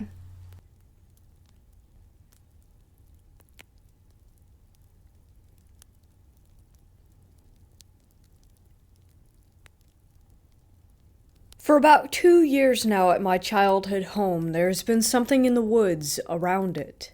They've built in the span of 2 years a house where the woods used to be, but it only seems to have made whatever is there more active. So for backstory, 2 years ago I was with my dog taking him out to go pee. He was being agitated and skittish, which is very unlike him. He's a Chow Shepherd mix, and he's as much a protector as any other dog, so his attitude this night in particular had me on edge as well. I went to join him when I heard him growling, so I stepped out to the side of the house, hearing him absolutely lose it. For a bit of setting, there's a fence around the length of our backyard that also goes about halfway up the sides of the house. The fence has a gate on either side of the house, and there are trees and overgrowth also on either side of the house. As I step out of the door, I notice something moving in the tree line, so I quickly step back inside. We have a baseball bat for protection, and I went to get that and came back. My dog was still losing it, and was staring at the thing I had seen, and had not moved. He was growling, snarling, and his ears were pinned and his tail was tucked. Something was really, really messing with him. So I go down the side fence, letting the bat clink along the chain link, making sure whoever was there knew that I was armed. I'm 5'4" and look really soft or easy to take on, but I can bench 200 pounds and am not afraid. I'm also a bit of an idiot. But I'm not unused to scary things, so I was more annoyed than scared, really. That changed very quickly, though. I stood right behind my dog and looked at this figure, which was still standing dead in place. I considered that there was nothing there, but I wouldn't know until I double-checked. I called out to the figure, telling the person I assumed was there that they needed to get off of private property. They were on my soon-to-be neighbor's land, and I was afraid they had been messing around in the construction process. Honestly, I assumed it was just some teenager. But then I heard an owl coo, and I'll be honest, we don't have many of them here where I live. I sort of feel this cold, damp dread spread across my body, and I hesitate, but I pull my phone out and flash the flashlight. I kind of wish I hadn't. Standing there was a figure, which was ridiculously tall, I'll say 8 to 10 feet, and thin and wiry. It was in all black, something like a hooded robe. It looked heavy, and it didn't hang naturally. I couldn't tell the physical size of the body of this thing because it was so heavily cloaked, but its face was the thing that really threw me for a loop. It had the face of an owl. I don't know what kind of owl, but the big black eyes, the beak, the round moon face, and it clearly had a pale tan face, and the dark brown feathers around the edges of it. It did not blink or move when the light hit it. It continued to just stand there. I could see the rise and fall of its chest. My dog barked for the first time with the light on it, and quickly I turned off the light and moved back inside.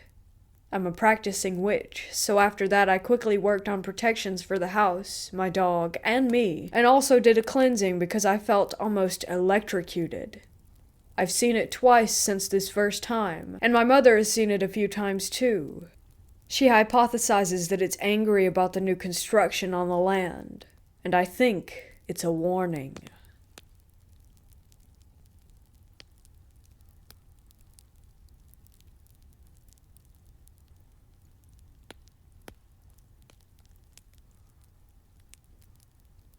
My parents have owned a tavern/restaurant for 14 years in my small town.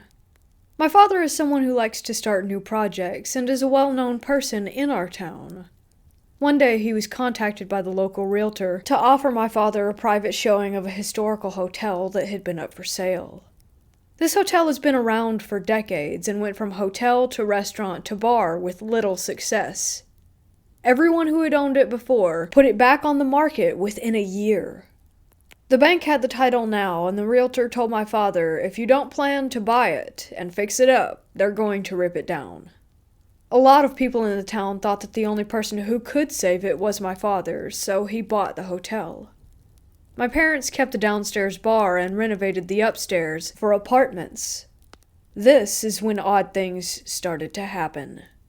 My father would come home almost every night with the camera footage to show my mom and I. The footage always showed an empty pool room with small, random orbs floating in the foreground. My father is a believer in the paranormal, but my mother is not, so her and I both chalked it up to bugs and dust. Although I will agree, the way the orbs zigzagged around the room was weird, but it still seemed like nothing. A month goes by and my father comes home early on a Sunday from working down at the hotel. He walked into the house, looking spooked. Something my father rarely ever is. He detailed out how he was behind the bar, checking on receipts from the night before, when he heard footsteps approaching from the hallway entrance. We don't open on Sunday, but if someone my dad knew saw his truck in the parking lot, they would just walk in to see him. So he didn't find the footsteps odd at all. Without looking up from his receipts, he called out, "We're not open, but give me a sec." He heard the footsteps enter the bar room and take 6 more steps toward him before stopping. Taking another second to finish going over the last night's shift, he looked up and peered around the wooden support beam, and there was no one. He said he got out of there so fast, he doesn't even remember locking the door behind him. My mom obviously thinks he's crazy, but I am freaked. That place always gave me the creeps, but my father confirming my fears made me want to never step foot in that building again. 2 days ago, my mom had an experience there that sent her out the door faster than my dad. She was in the bar room before opening hours collecting the shift money from the night before. She wasn't there for more than 5 minutes before she started to hear the faint sound of music coming from the entrance hallway. She said she ignored it for a while, assuming it was one of the tenants upstairs. After collecting the money, she went to leave and the music started getting louder. She said it sounded like old waltz music, piano-based, and that it was clear as day. The further she walked down the hall toward the bedrooms, the more prominent the noise became. As she stepped in front of the women's restroom, she said it sounded like someone was in there playing the music on their phone. By this time, my mom was sufficiently freaked out and ran out of rational reasoning behind what it could be. Just as she was about to open the door, she said she heard the water turn on and off twice before she left the building. In the parking lot, she called my dad to come down, certain that someone had been in there with her. But when he came to check it out, no one was there. Now my mom is a believer, and we are both properly terrified of that creepy old hotel.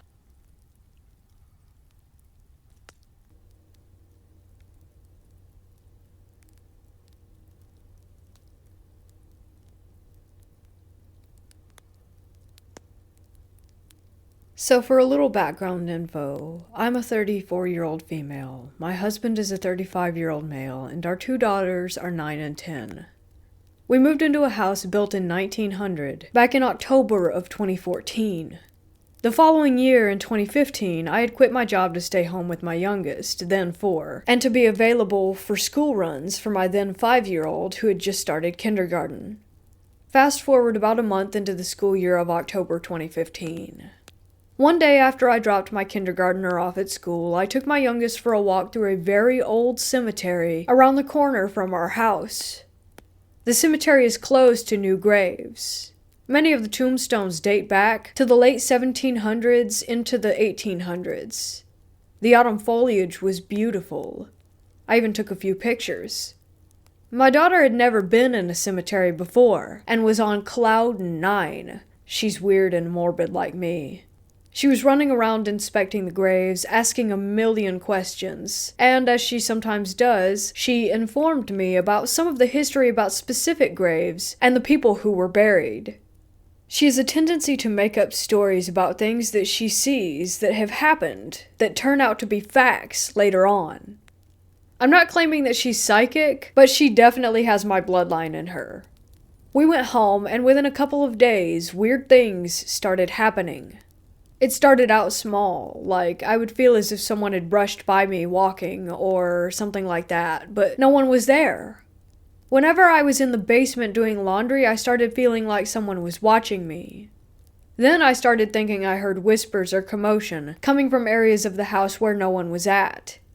I was also going through a bit of severe depression at the time, so at first I thought I was just going crazy. Then, one evening, I was sitting on the couch with my husband watching TV, and in the corner of the room we both saw and heard something dark and shadowy fall from the ceiling and slam on the floor. I jumped, he jumped. We both looked at each other, and he got up to check and see what it was. But once again, like all the other incidents so far, nothing was there. It was at that time that I confided in him about the brushes, whispers, and commotion. He then informed me that he had heard things too. Like, he would be upstairs in the shower and thought he heard me come home with the kids, the front door open, and then talking, only to find out that no one was home when he came downstairs. He just didn't think anything of it, so he never said anything. At this point, I realized that it wasn't in my head, and that our house was likely haunted.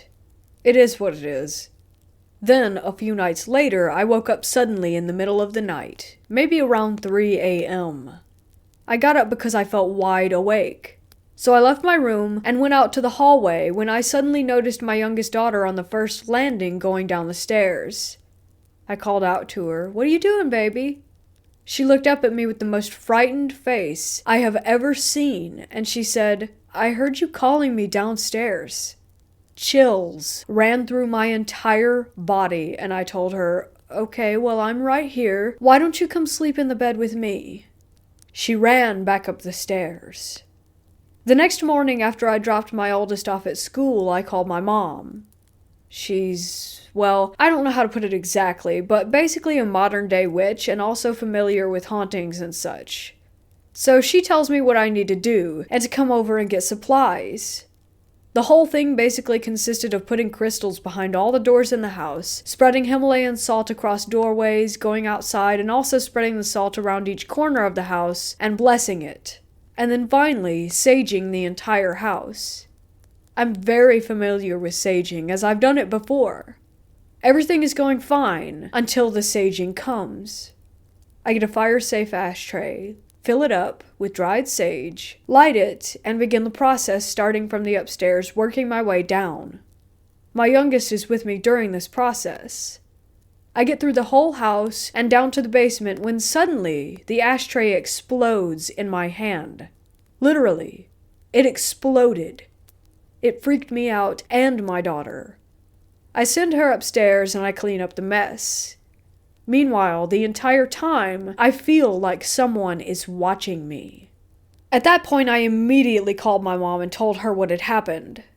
She then decided that she would come over and resage the house. We got to talking and trying to figure out what was going on, what caused this sudden haunting after a year of living there.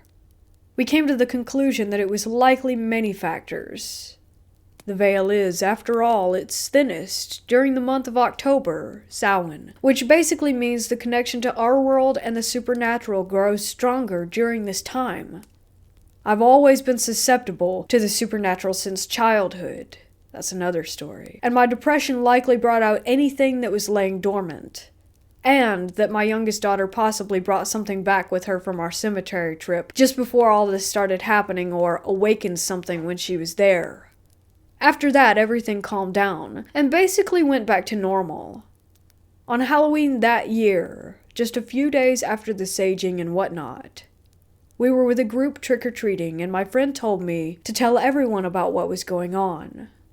The mass consensus was that we should burn the house to the ground, but that was, of course, just a joke.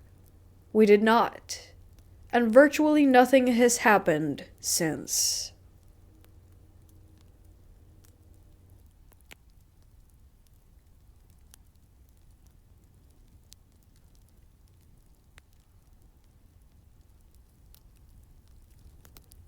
This is my story from about 4 years ago.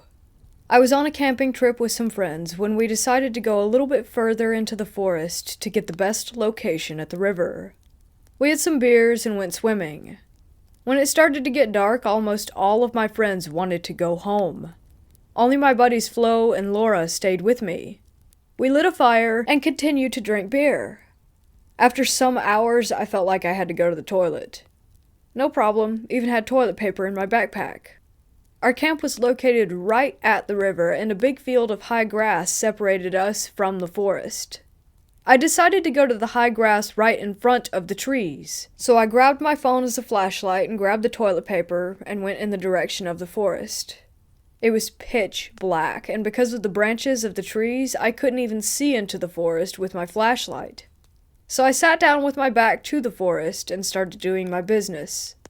I was about 160 feet away from my friends now, and couldn't even hear them talking anymore. When I was almost finished, I heard a sound coming from behind me. It was like the rustle of dry leaves or the crackle of branches. I know, it's the kind of horror movie stereotype. I stumbled and said, "Hello? Who's there?" 2 or 3 times. But no one answered. I thought it might be some kind of animal, so I screamed as loud as I could. But to my horror, this thing got even closer. I finished as fast as I could, which still felt like an hour to me, while the sound came closer and closer with each passing second.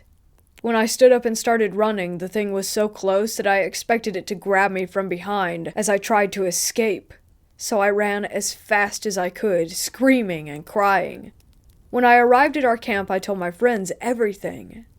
They didn't really believe me, but they were pretty scared themselves. I was 17 at the time, big and muscular, and normally not the type of guy to cry. But this thing made me cry, and it would make me again. I could not sleep at all that night. I sat in my sleeping bag, the river to my back, while staring into the direction of the forest. There were no sounds or anything, just the sound of the wind and darkness. In the morning, we packed our stuff and made our way home. I won't go anywhere near that forest anymore. Jokes were often made about me, but I know what I heard, and I get the shivers right now just while writing this. In Germany, we have no dangerous animals living in the forests. But every animal in our forest would avoid contact with humans, especially when you shout at them. Creepy camping experience. So, last summer my then boyfriend, now fiancé, had planned a trip to go visit Hocking Hills, Ohio for a weekend to get away. We both love camping and being away from the craziness that is our lives. So we rented a really cool cabin.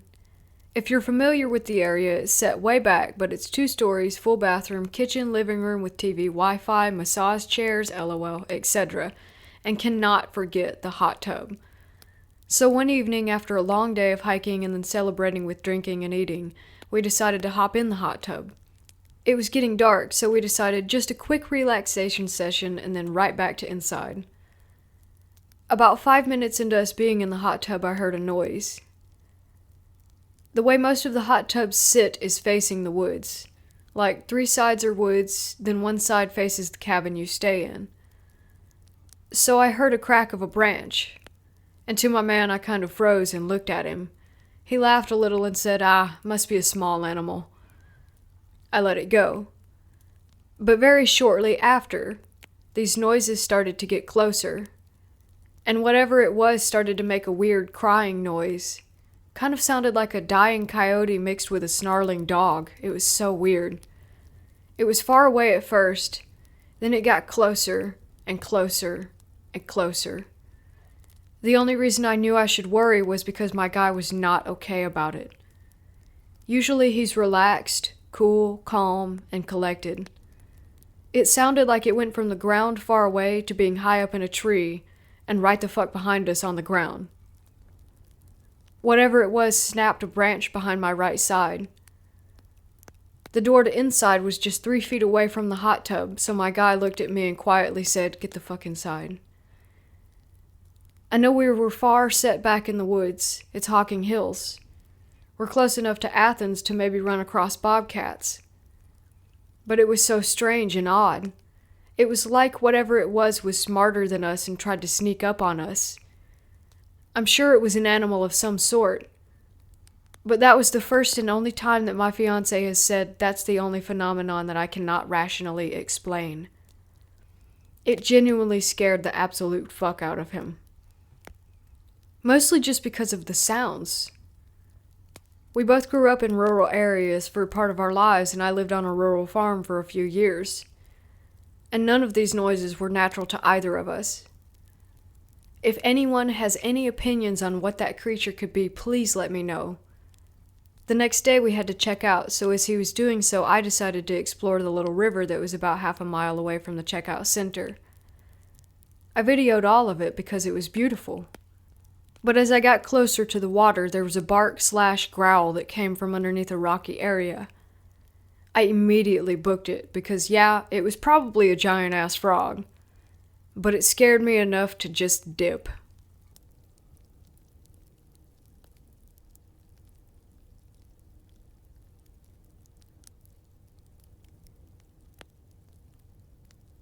The night of October 30th through the morning of the 31st, myself and the group that I belonged to were invited to do a live investigation with the radio station 93Q in Houston at Spaghetti Warehouse. Spaghetti Warehouse is a restaurant known as one of the most haunted places in the country, and definitely the most haunted place in Houston. Even though I knew this, I didn't do any research on the place before I went, so that I wouldn't be influenced by what I might experience. All I knew was that the place had been a pharmaceutical warehouse during the Civil War, and that a manager had died falling down the elevator shaft years ago. I arrived for the overnight around 10:30 p.m. and was locked in until 6 a.m. I started off just exploring the building and getting a sense of it. The restaurant had 2 floors and a basement. While I was exploring and setting up cameras and sound recorders, we heard something large move in the woman's bathroom upstairs. We went in and noticed that the garbage can was out of place. We moved it back to the very exact spot where it had been and left the bathroom. About 5 minutes later, we heard it move again. I went back in and noticed that the garbage can had been moved about a foot from where we had placed it back before. Obviously, I realized that something was going on, so I grabbed one of the DJs and we went in to try to capture EVPs, or electronic voice phenomenon. Basically, unexplained voices or sounds that are too low for the human ear, but able to be picked up by our sound equipment. I placed a camera down and started asking questions to try to get any sort of response or communication.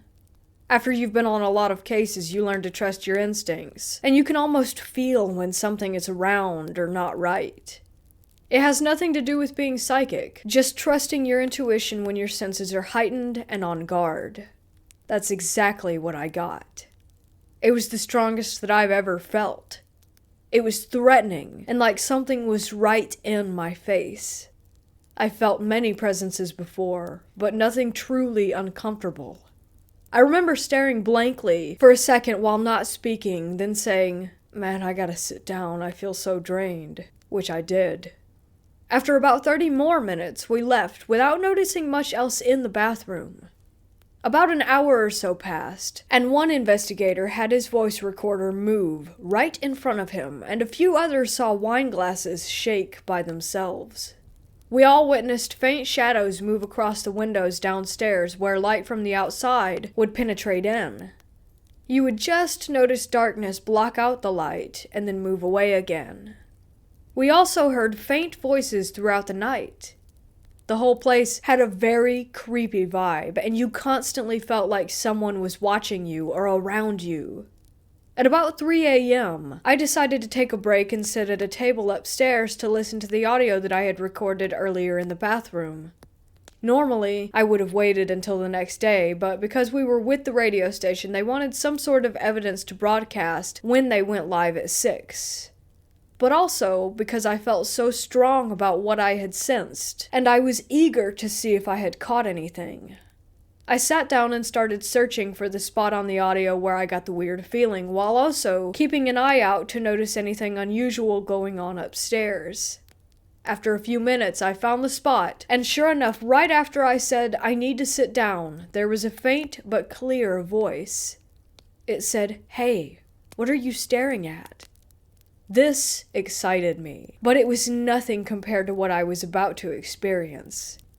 A few seconds later, a sixth sense told me to look up, and when I did, I clearly saw a woman in white, wearing a gown with a bonnet on her head, smoothly walk into the wall.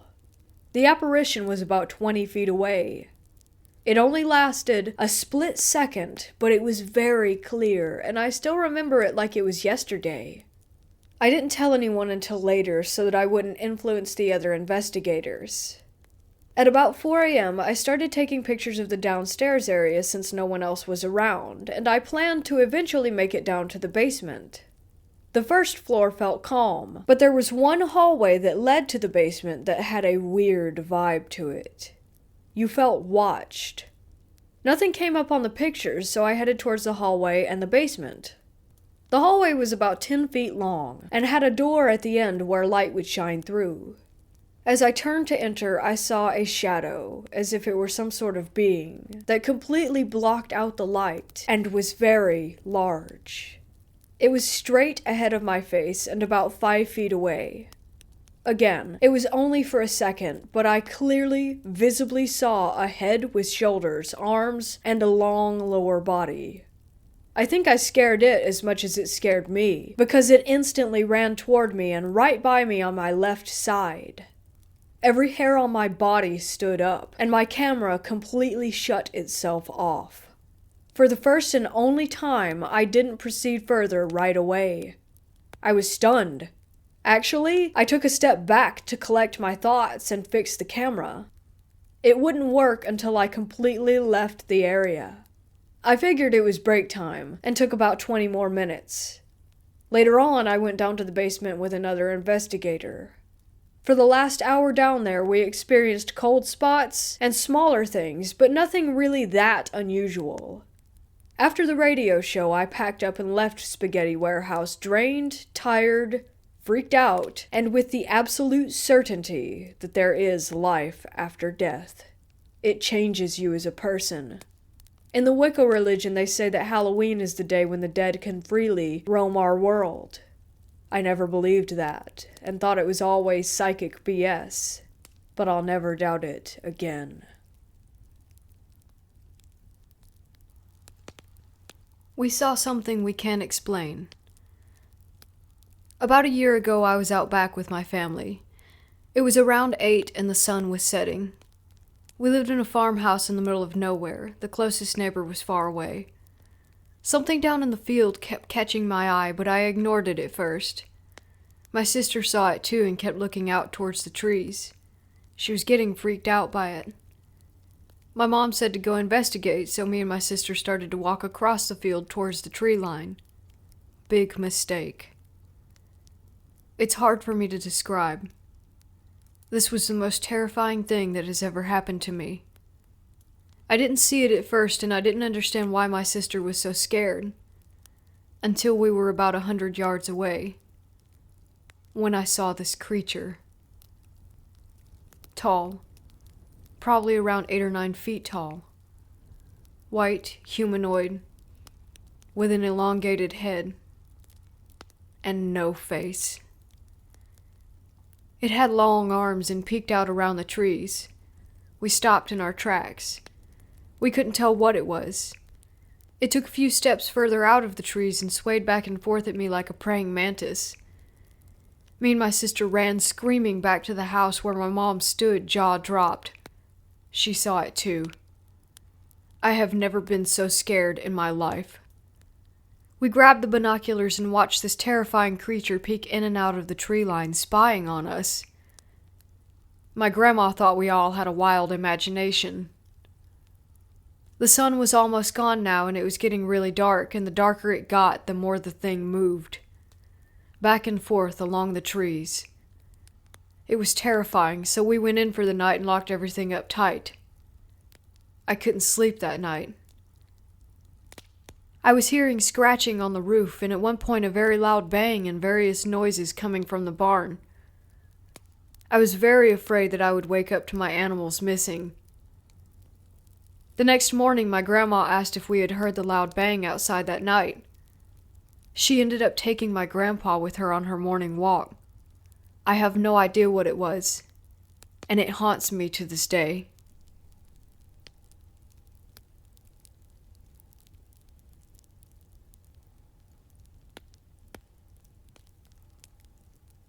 I'm posting for my fiancé, who experienced this a few years before we met. He was out at night walking our dog, his at the time, in his parents' neighborhood in southeast Louisiana, where we're from. It was dark, and on his parents' street there's only 2 street lamps at an intersection about half a block down from their house, and another at the end of the street a few blocks from them. He got as far as the first lamp when he saw someone or something down the street, hunched over, digging in the neighbor's garbage cans under the next light. He thinks it may have been furry, but he said the color was dark, like black, gray, or maybe brown. He stopped with the dog, and this thing notices them under the streetlight and straightens up. He said suddenly it was between 7 and 8 feet tall, and its legs were bending in the opposite direction that human legs could bend at the knee. It started coming towards him and the dog at a slow pace, so my fiancé noped and turned around to go back to the house. He looked behind him, and it had sped up, so he sped up. And finally, it was full on running at a lean, and so he took off running back at the house, basically dragging the poor dog behind him, and he could hear whatever it was pounding the pavement. He jumped the ditch, ran through the yard, and into the house. He said sometime after that he noticed very large, very inhuman footprints in the yard, literally right off the concrete path that leads up to their front door. A few nights later, he went out to smoke around 3 or 4 in the morning, and there were more footprints on the concrete directly outside the door, as if this thing was just standing there, looking in the giant window that was in the front door. Also, this was around the same time that summer when a lot of pets were going missing in the area, as in you couldn't go a block without seeing missing posters plastered everywhere. We have no idea what this thing was, and he never saw it again after that, and animals stopped going missing shortly after. We've talked about it a bunch of times, and have been trying to figure it out for years.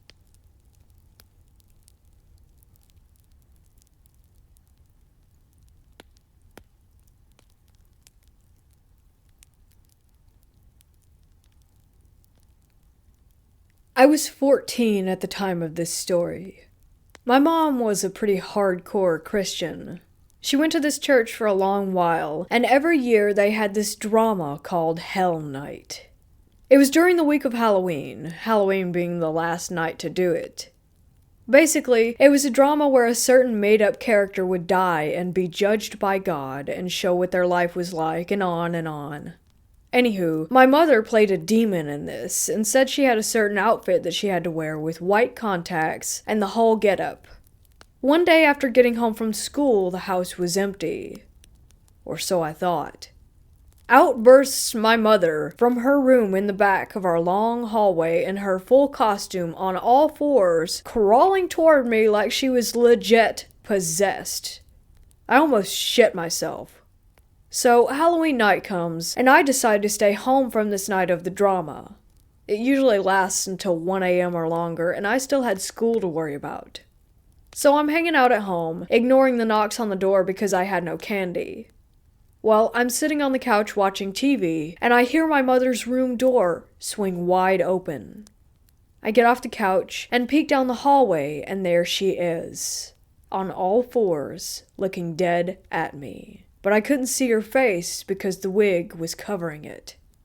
As she crawled towards me, in my head I was thinking, nice try, but I'm not falling for this again. But this time, it's a hell of a lot faster, and she makes a hard left down 2 sets of stairs into our finished basement. After that, I didn't hear anything else that night. Mind you, my mother was still at our church, in the middle of doing the drama, and she didn't get home for a couple more hours. Typing this brought back that feeling. I can't explain it. But I know that whatever I saw was not my mother.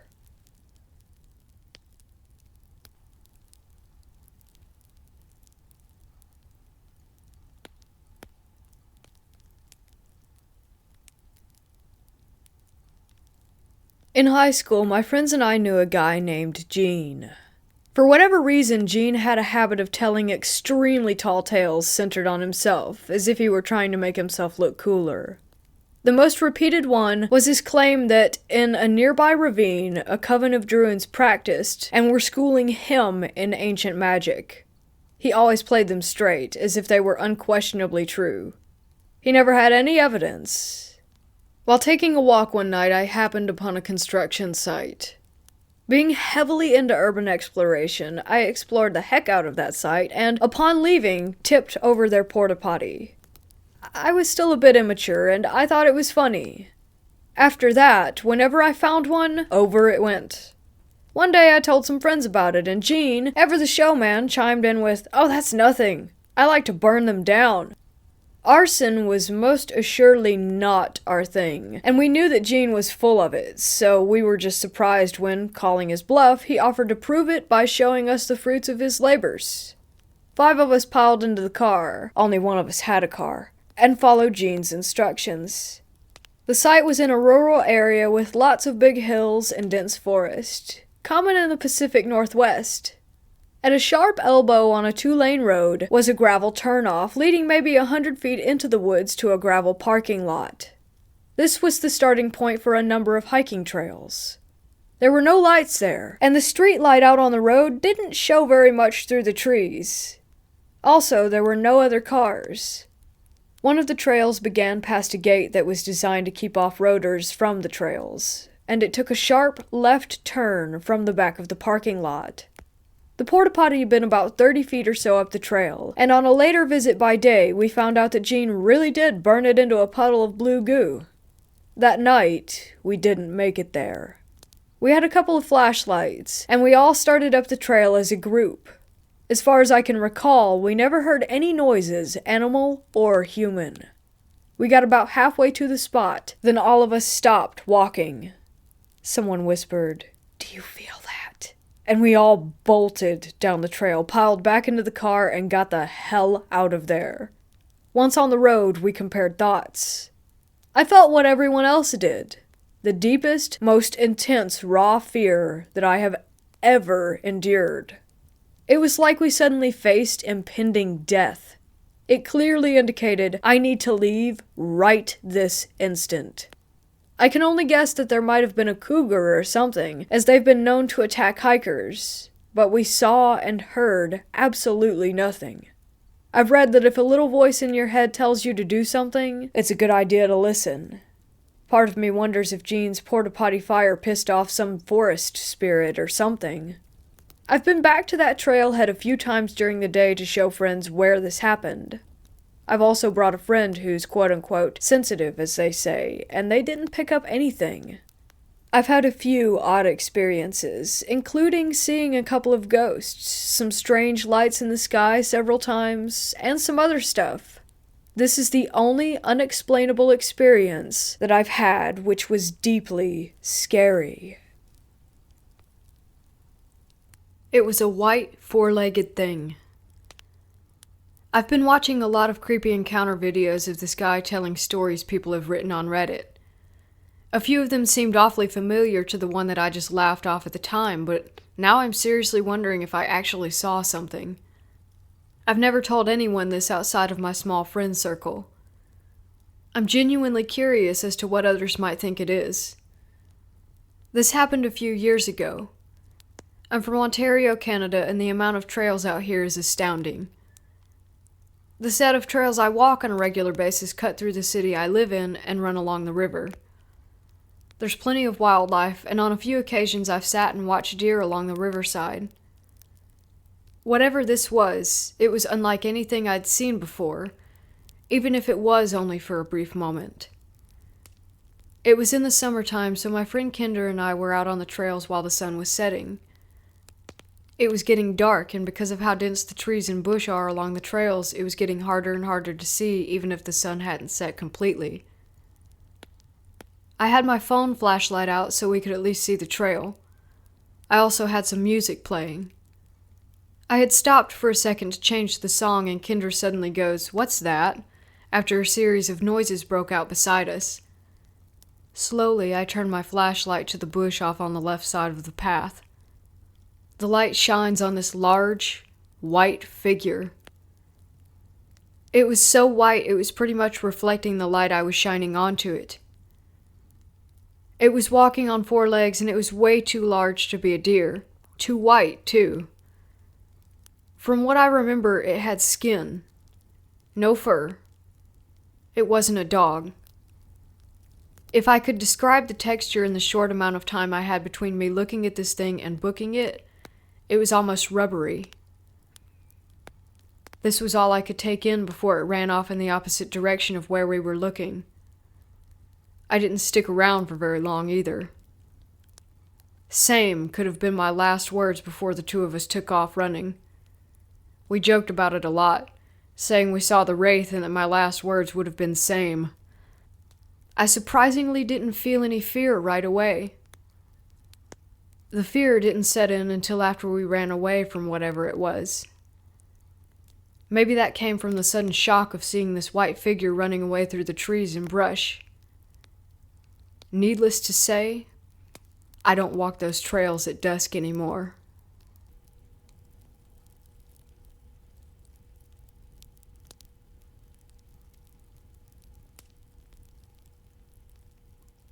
I was in Florida for a high school marching band trip. This was 3, maybe 4 years ago. We were marching in the Disney parade, so we got to go to all the theme parks, including Universal. One day we were in Clearwater.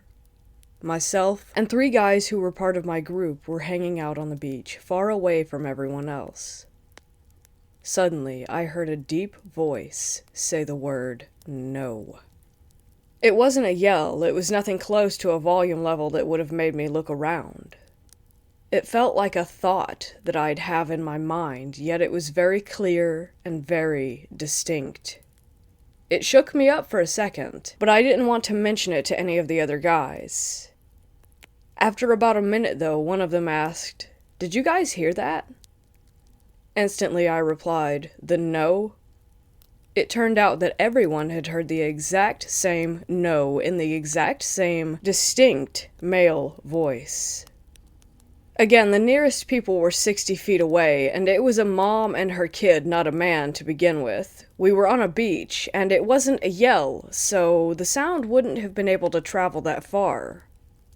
As a sound engineer, I can confidently say that a man, even with a deep voice, would have been unable to make a soft no loud enough to be heard from that distance. Nothing else happened, so while it may not be the most interesting or terrifying of stories, it made me go from being a skeptic to a believer.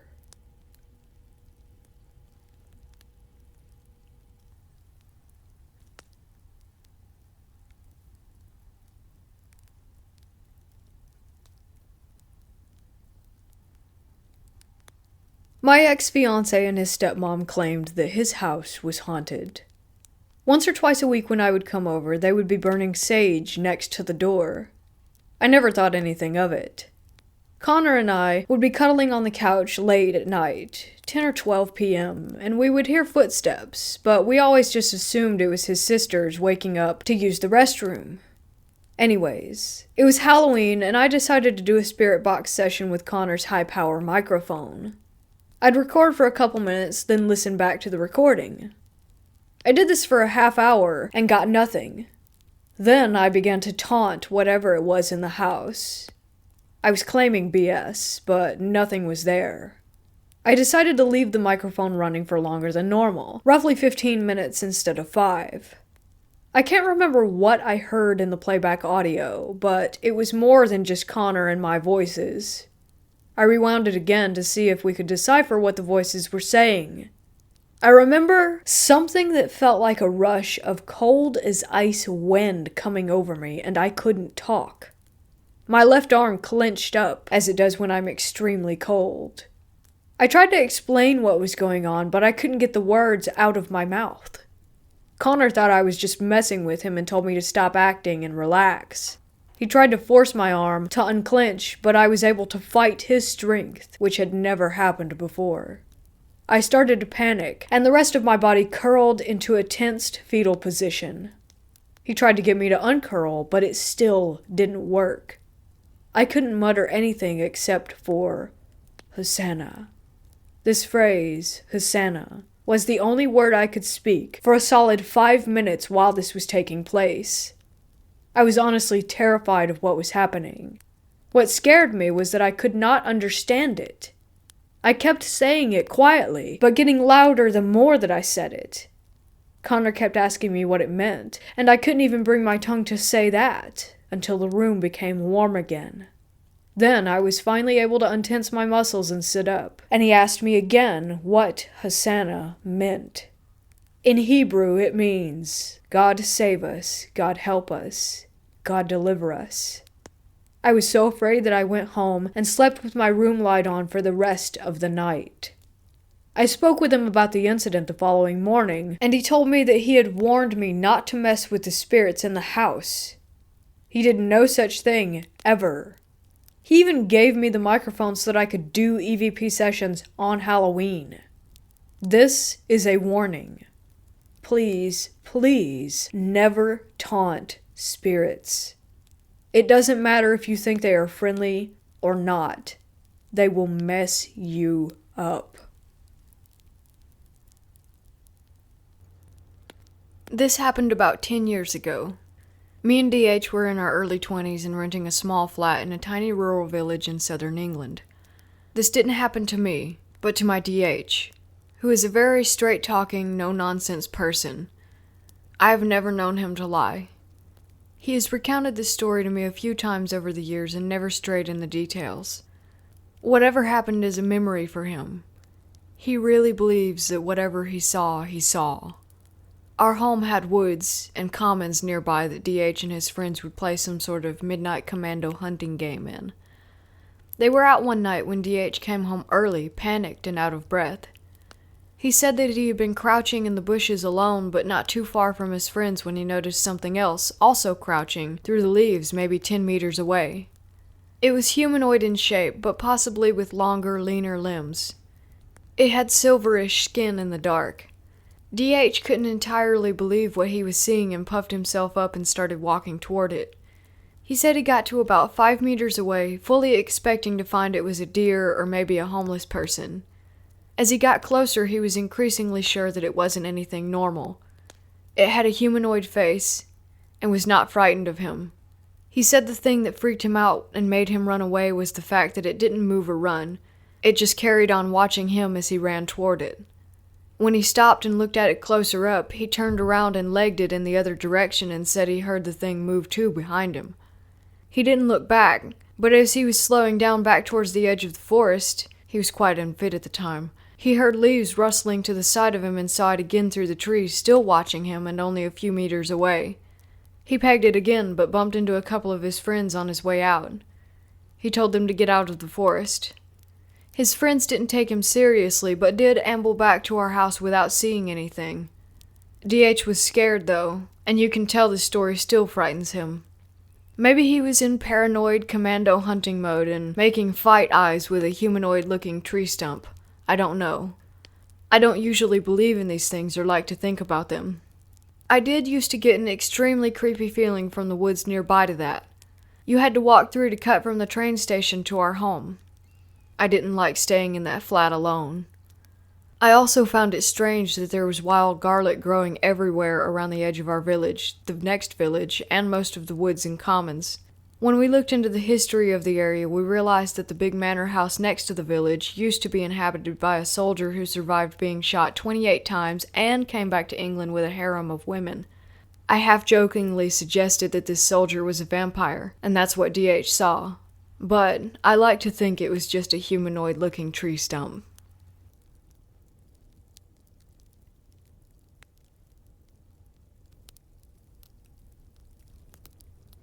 So me and my girlfriend went to Eagle Nest, New Mexico to do some salmon and trout fishing, but by the time we got settled in, it was already too dark. So I had the bright idea to go hiking in the dark, with only flashlights provided by our phones. So I checked Google Maps and saw they had some trails along a river in the Cimarron State Park. We went along Toby Trail and went around half a mile up and decided to turn around because we started hearing noises and felt a little uneasy. As we were heading back, my girlfriend stopped and listened and said she swears she heard something. She shined her light toward the forward part of the trail, and I did the same. We both saw some huge, gray figure that was way bigger than a bear, and we just bolted. We ran for about 20 seconds, maybe 30, and looked back, and it was still keeping up with us. It then makes a horrible, deep sound that was about the mixture of a sheep, goat, and ram all at once. We make it back to my truck safely, but then we decide to pull back up to the gate to the trail to see if it was still there. But we see a man on a horse that we didn't notice when we were running back. He never asked us what we were running from or yelling at, and the horse was brown, so it couldn't have been the horse that we thought was the creature. We're both so confused as to what it could have possibly been. We didn't notice any eye reflection when we shined the light towards it, and I swear it made no noise when it was following us. It didn't look like a Wendigo or a skinwalker. It was way too large.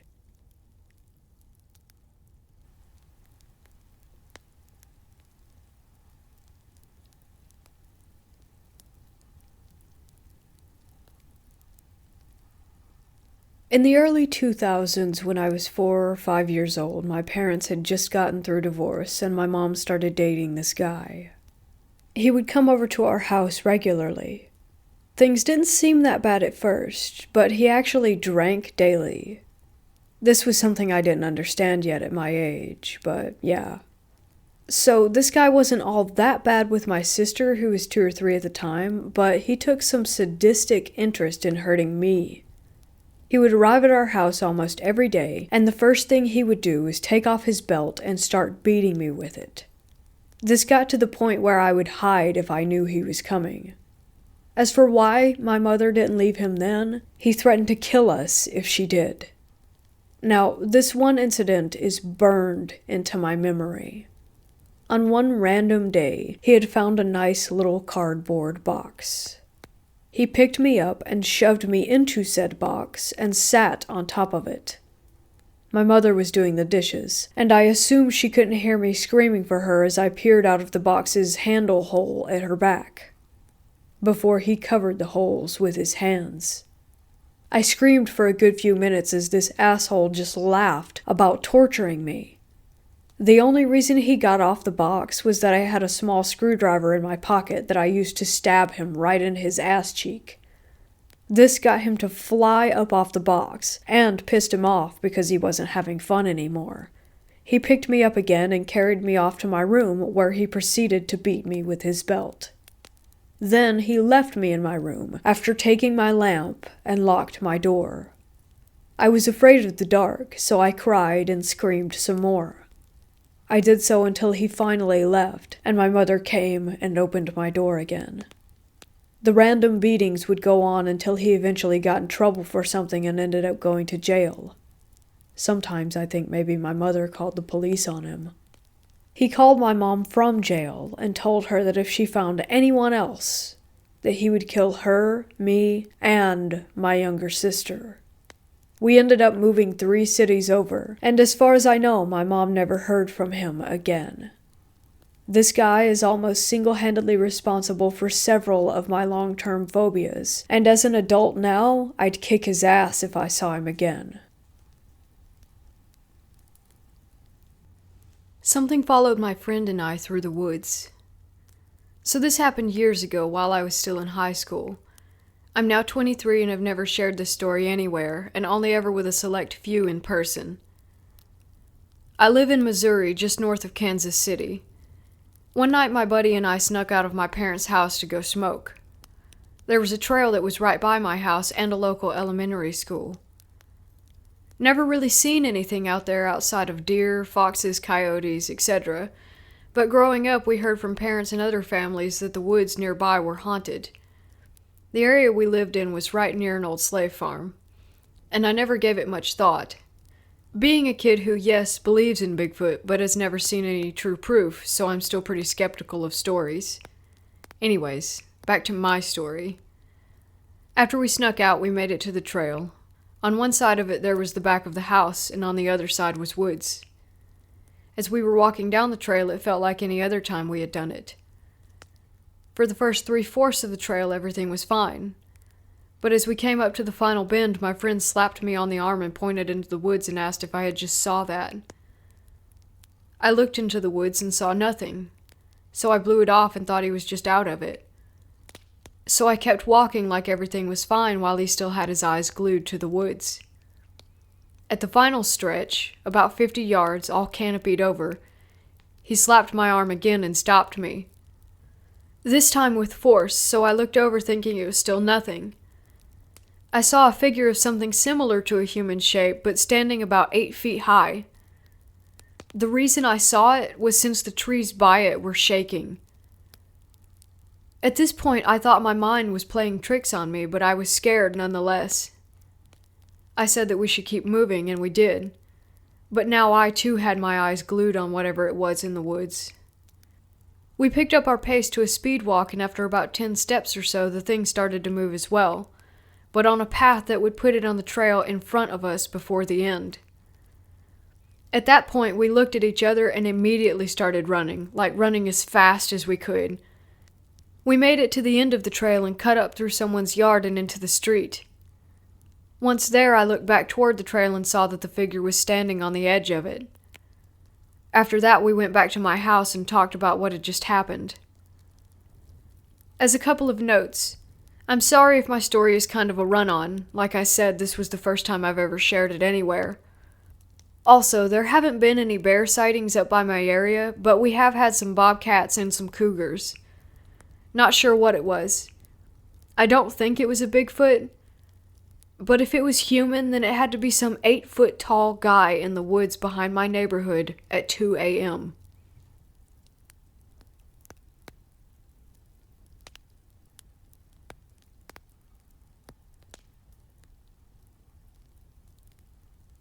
I hold this Celtic belief, which is that on Halloween night, the veil between our world and the world of the dead is thinner. So I'm pretty spooked on Halloween. This Halloween was pretty messed up for me. Nothing had ever happened on any Halloween before this one. The house I live in right now is not haunted. Everyone feels great in it. So on Halloween night, I took a nap. Weird sleep schedule. The doorbell kept ringing because kids wanted candles and treats. I wasn't alone, so other people were answering. Between 2 of those waking up for a couple seconds before going back to sleep moments, I had the weirdest experience.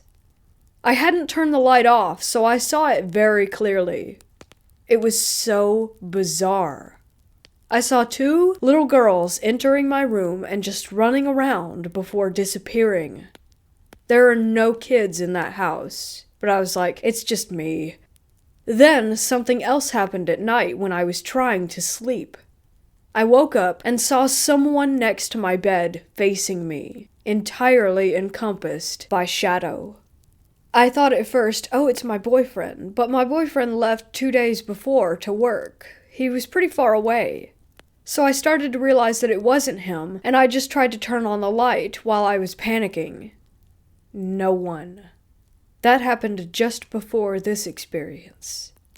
I saw a shadow walking into my room, and I thought it was my boyfriend again, except it wasn't because he was again not here.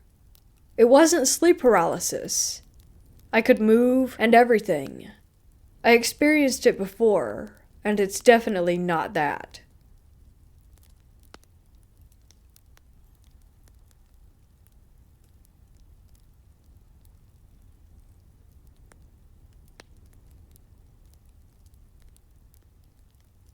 When I was 15, I traveled to Europe with my family. We stayed in Ettal, Germany, in a small inn for a few nights. My parents had a double bed on the second floor. My sisters had the double bedroom next to theirs, and I was lucky enough to have a single room all to myself at the far end of the hall. When we went to check into our rooms, as soon as I entered the hallway our rooms were in, I remember almost feeling as though I had walked into a wall of, I'm not sure what to call it, bad energy. I just felt so unnerved and uneasy in that hallway, but I passed it off as an overactive imagination. I slept the first night without any issues, other than just waking up a few times. The next morning at breakfast, one of my sisters mentioned feeling really uncomfortable in the hallway, almost as if the air were crushing her. That unnerved me even more, just knowing that I wasn't the only one who felt weirded out. Plus, she was an adult at the time, so it further cemented into my head that that wing of the hotel was odd. Later that night, I'm sleeping peacefully when at about 2 a.m., I'm woken by something ripping the covers off of me and being jerked about 2 feet toward the end of my bed by my ankle. At first, I thought someone had broken into my room, because when I turned toward what had grabbed me, a huge, looming black shape was visible in the darkness, as if a man were in there with me. I frantically flipped the light on, only to have there been nothing there. The window was locked from the inside. There was no one in the closet or the bathroom, and my room was also still locked from the inside. I stayed up the rest of the night, terrified. The next morning, we were at breakfast, and my sister mentioned that she was also up half the night, because she thought she saw a person silhouetted against the wall of the room, but when she turned on the light, there was no one there. It was just a bizarre and creepy experience. We checked out that day, so I didn't get to experience anything else, but it still freaks me out. Strange storm drain encounter. Hello, Internet. I recently had a strange encounter with something in a storm drain and would like to see if you guys could help identify what it was. What happened? Okay. So I work at a movie theater, which means we closed the building down at about 1:30, 2 a.m. So once the building was closed, a couple of coworkers and I decided to go to a hill across town that had a view of Nashville. We hiked up the hill, and once we got to the halfway point, they headed back to the car to drive up the hill faster, and I continued up alone. When I got to the top, a guy was hiding in a bush and shouted, "What are you doing here?" at me and started to run after me. Now, I know you're probably wondering where the creature comes in, and that is about to be revealed. So I ran down the opposite side of the hill towards a church and lost the guy tailing me. He went after my coworkers instead. As I reached the bottom of the hill, I found an open drainage pipe for the storm drains. It had bars covering the front at about 1 foot 6 inches apart, and decided to hide down there. I made a couple of turns and ended up about 3 or 4 streets from where I went in. The drain was about 5 feet high, so I could move quickly with only a little bit of a hunch. I decided I was going to wait a little bit to make sure I was safe, so I took my phone out and started to scroll through social media. After about 15 minutes or so, I heard what sounded like a rock getting kicked down the tunnel coming from deeper in, so I turned my phone's flashlight on to investigate and saw a pair of eyes reflecting back just on the edge of the light. The eyes were about 6 inches from the top of the tunnel. The rest of its body was in mostly darkness, but I could tell it was human-shaped. But I wasn't sure if it was bending over like I was, or if it was a shorter creature with a big head. We stared at each other for what felt like a minute, and it started moving quickly toward me again. Once it started moving, I took off back the way I came and ran to the church where my friends were waiting for me, and we left pretty quickly after that. I haven't been back to that hill since, but my coworkers and I are planning to all go down the drain together on Halloween just to see what happens.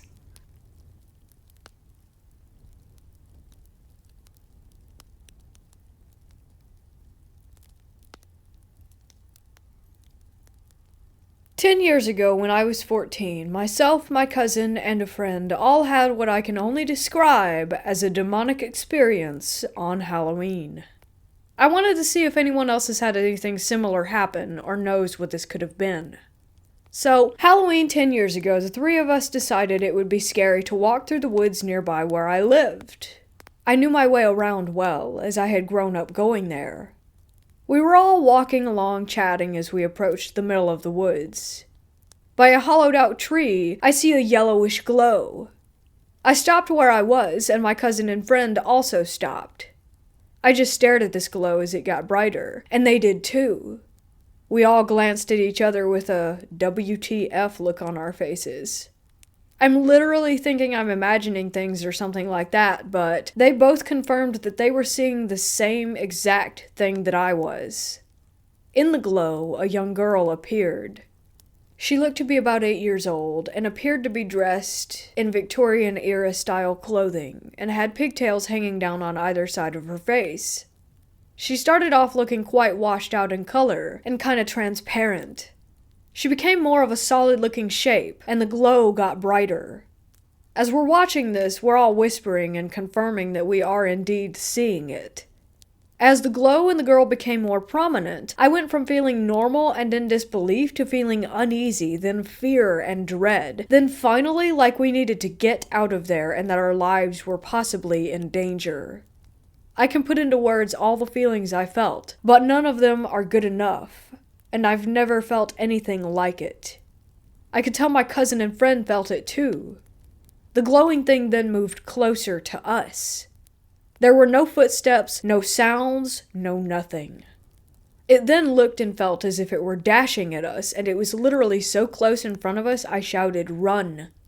We all grabbed hands and sprinted past it toward the main road where there was lots of light. We stopped briefly as we turned, and couldn't see anything, and then suddenly it was there again. It was fast, and we could all see this glowing person-like shape rushing toward us. Again, we ran as fast as we could until we could see the main road. I glanced behind, and it wasn't far away at all. I grabbed my cousin and friends again, and started pulling them down the steep hill as the main road was at the bottom of it. We stumbled and half fell down this hill, but all managed to keep getting to our feet. I'm sure this was down to pure terror and adrenaline. We got onto the path by the main road and looked up at the woods, and the glow was there, clear as day, at the top of it. It wasn't coming toward us at all anymore. We caught our breath and were ranting about it to each other, all confirming again that we had actually seen and felt what we did. The glow was still at the top of the hill. It was as if there was an invisible boundary that it couldn't cross. We turned away from the woods, and when we looked back, it had moved behind a tree. It was almost as if it stood there watching us, trying to hide. We stood at the bottom of the hill, by the main road, looking at it for about 30 minutes, maybe longer. Eventually it was gone, and I saw a slight glow in the distance of the woods, followed by nothing. We returned about a week later because we all knew what we had seen, but we wanted to check to make sure that there was no possible light that could be shining there. It was literally pitch black. No light was visible, and we retracted our exact steps.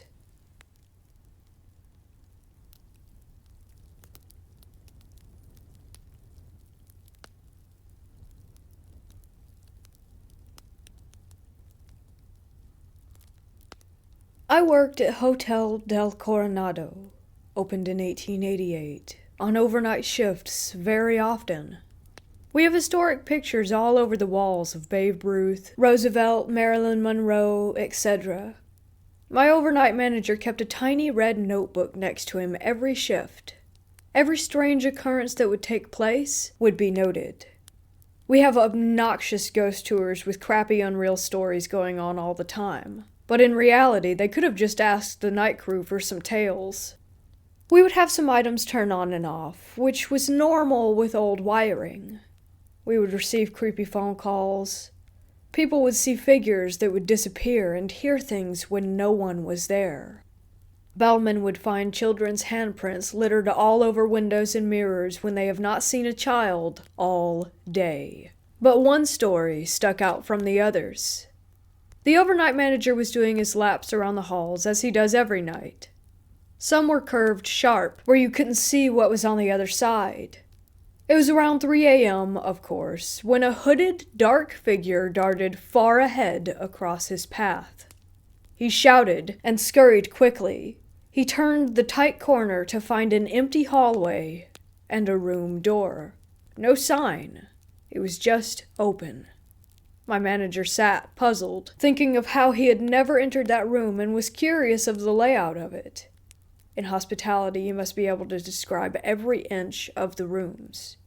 He wandered back to his office and scrolled through the room numbers, finally stumbling onto the one from earlier.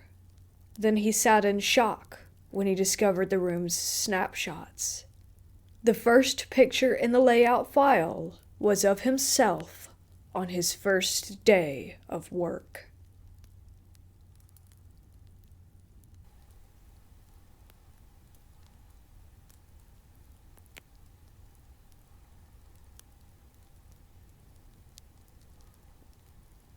When I was 16, I started dating this 20-year-old. It was a very bad relationship in which I was cheated on and treated like crap, but that's another story. Anyway, after my 17th birthday, I finally dumped him and got him to leave me alone. A couple months later, I was on Skype with one of my old friends around 1 a.m. All of a sudden, I hear tap, tap, tap on my window. Now, my bed is right next to, kind of underneath my window, and my bedroom is on the other side of the house from my parents. I asked my friend if he had heard anything, and he said no. A few seconds later, tap, tap, tap, tap, tap, and he said yeah, that he had heard that. I agreed, ended the Skype call, and ran to my parents' room. I woke my mom up, and after telling her why I woke her up, she stopped being angry, and we tried to see if anyone was outside the house. No dice. So I slept in my parents' bed with them. At 17. The next day, my dad had apparently seen vague shoe prints outside my window. It happened twice more, and after the third time, my mom called the non-emergency police line and was suggested to put up a motion light and/or a security camera. We put up a motion light that day. I've yet to hear knocking on my window since the light was put up, and it's been 2.5 years. I'm about 95% certain that it's my psycho ex, because he would come to my window between 1 and 3 a.m. when we were together sometimes and knock. Also, one of my friends who had mutual friends with my ex said that my ex was in the area. He lived about 30 miles away from me, the nights when the knocking happened. So for my cheating asshole of an ex, let's not meet again. Ominous under a streetlight. So this was around 5 years ago. A friend and I went to a local recreation center/park in our city. It was always pretty empty the few times I'd been there, except for the after-school kids sometimes. That summer we adventured day and night, always somewhere fun and always somewhere outdoors. Before I go any further, we definitely smoked flower on all adventures. Daily. Smoked all day. Functioning people. Pretty much. We didn't hallucinate when we get high. We played on the swings and slides and decided to leave. Got in the car, turned it on. To the front right of the car was an orangish street light next to the bathrooms. Underneath stood a tall figure, maybe 7 feet. The only way I have been able to describe it is a pumpkin-shaped head, and it was off. We both froze and I looked over. He was driving and asked if he sees that. I do, and we're getting out of here. Anytime one of us brings it up, there's an eerie feeling. That image is burned into my skull. I want to know what we saw.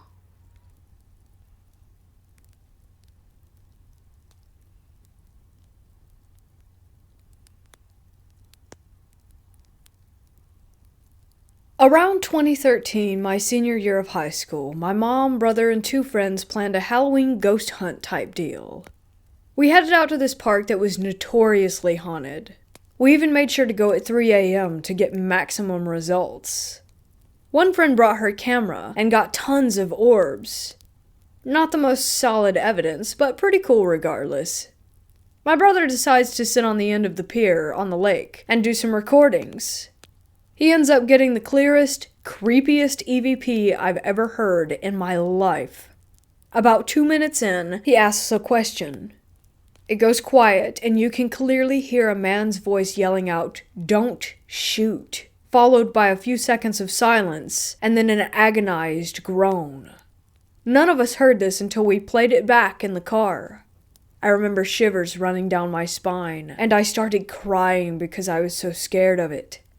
I still have the recording, but I only ever show it to people that I trust. That wasn't the only strange thing that happened that night, but it was by far the one that sticks with us all the most. My brother has only listened to it that one time in the car afterward. He refuses to listen to it again. It's been 6 years.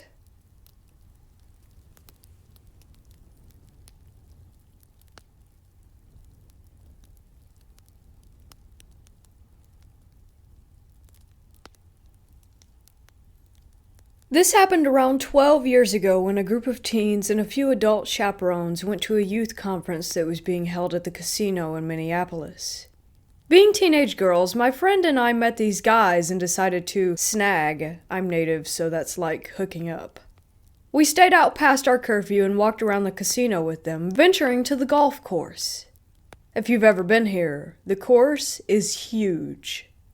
We walk over a few small hills that blocked the casino light, and it was moonlit so we could still see pretty well. One of the guys stops and says, "What's that?" So we follow his gaze and see this extremely tall, white, almost glowing figure loping along the next hillside. It looked like the aliens you see on TV, tall and slender, but instead of being green, it was completely white. None of us made a sound as we watched it for a few more seconds, when it turned suddenly and started coming in our direction. We immediately took off running and didn't stop until we were back inside the casino. We all had tears in our eyes, and we didn't talk about it after that. I don't remember even telling our chaperones and friends because we got in so much trouble when our group found us. I definitely believe in each tribe's ghost stories, though I never asked anyone about this particular area.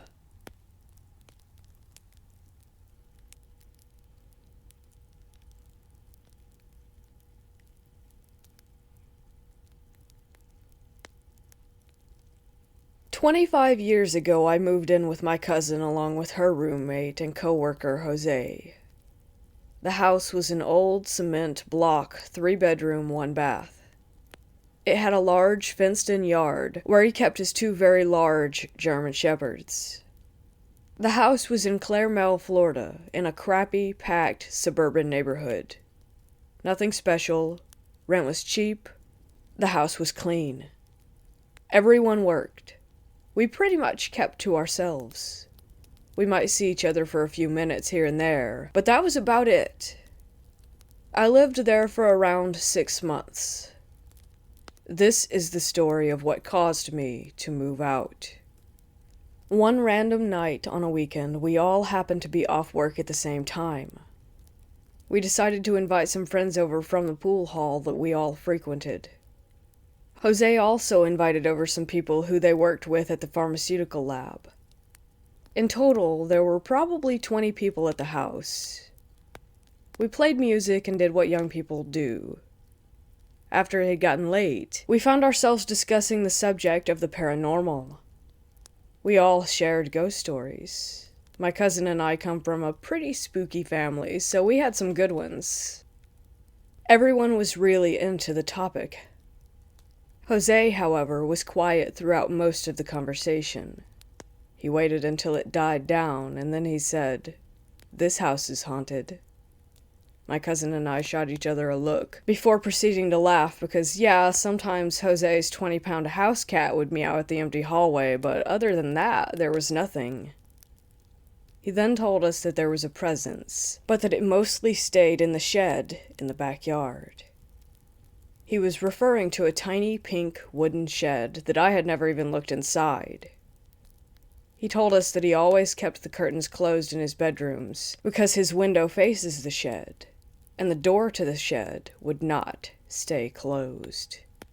He had jammed it shut 1,000,000 times, but it would always pop right back open, and that creeped him out. He said he could tell when it was in the house because he would always wake up feeling depressed. Once he finished the story, he wasn't the only one who was creeped out. I didn't want to think that I lived with a presence, and I didn't like the idea that it was hurting my roommate. I was a tough chick in my own personal opinion and was like, screw that ghost, I'll shut that door, and you won't have to keep your curtains closed anymore. I said this all because in my heart, I didn't really believe that anything was in the shed or the house. I believed that we were just messing around. So I told them all that I was going outside to inspect the shed and deal with the door. Everyone followed me, and while we were walking around to the outside of the house, Jose tried to discourage me by saying that it was a bad idea. That whatever was in there wanted that door open, and that I should just leave it alone. When we got outside, it was exactly what I had expected it to be. I looked inside and there was a busted lawnmower, some old paint buckets, rusty screens, and darkness. I looked around outside and found some rusty old shovels in a corner of the garage area. I took one of them over to the shed and kicked the back door into its frame. Next, I took the handle of the shovel and put it under the handle of the shed door. I shoved that into the ground. It was without a doubt secure. We all went back inside and talked some more. It was late. I want to say 1 a.m. by the time that everyone said their goodbyes. We let the dogs into the yard and locked the gate. We made sure that the front gate was secured so that they wouldn't get out. Then we straightened up the house. Eventually, we all made it to bed. Sometime around 6 in the morning, I woke up needing to pee. I opened my bedroom door. I was very sleepy. There was a weird sound as I opened the door that startled me. It was like fingernails scraping on something coarse. I opened the door all the way, and the shovel fell through the doorway and hit me. I can't even put into words how I felt in that moment. A small piece of dirt stayed behind on the floor. The shovel had been left there, placed, standing against my bedroom door. I rushed through the house to the side door, which was locked, by the way, and then out into the backyard. The shed door was wide open. Suddenly I felt as though I couldn't breathe. I ran back into the house. Immediately I pounded on both Jose and my cousin's doors until they both woke up and emerged. I knew, absolutely knew, that none of them had been responsible for this. And based on their reactions when I told them what had happened, that suspicion was doubly confirmed. Jose literally began to weep. He begged me to tell him that I was lying, that I was just playing around for a laugh. He then begged my cousin to admit that she had done it. When neither of us would take responsibility, he went to the store and bought a bunch of religious candles, produced a rosary, and started trying to pray whatever it was away. Or pray for me for being so stupid. My Spanish wasn't even close enough to fluent to keep up with everything he was saying. My cousin, quite the opposite of Jose, was absolutely peeved. She really was ready to fight me. She was adamant that I was screwing around, pulling some kind of a prank. She called me a liar as well as a child, and that most of all, she didn't appreciate being woken up at the crack of dawn after a night of partying, only to be made a pawn in my little scheme. On my end, though, when I knew that neither of them had put the shovel against the door or reopened it, I was filled with pure terror. There was no way that someone else had gotten into that yard. They would have had to get past the dogs just to get to the shed, and then they would have had to get inside the locked house to put that shovel against my door. I didn't sleep there again without someone in the room with me. Every moment spent there after that night was beyond tense. We all just kind of stopped talking to each other. Jose and my cousin ended up in an awful argument, and she moved out within a week.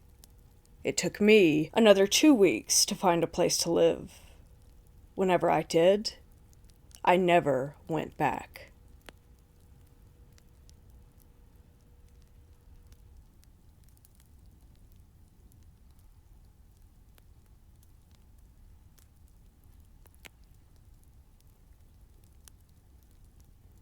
The area where I live is a heavily wooded Indian residential area, and we have no neighbors, and the closest town is about 15 minutes away. The only animals that come around are coyotes, black bears, sometimes wolves, and since I live in the southern part of Canada, there aren't any mountain lions that I've seen anyway.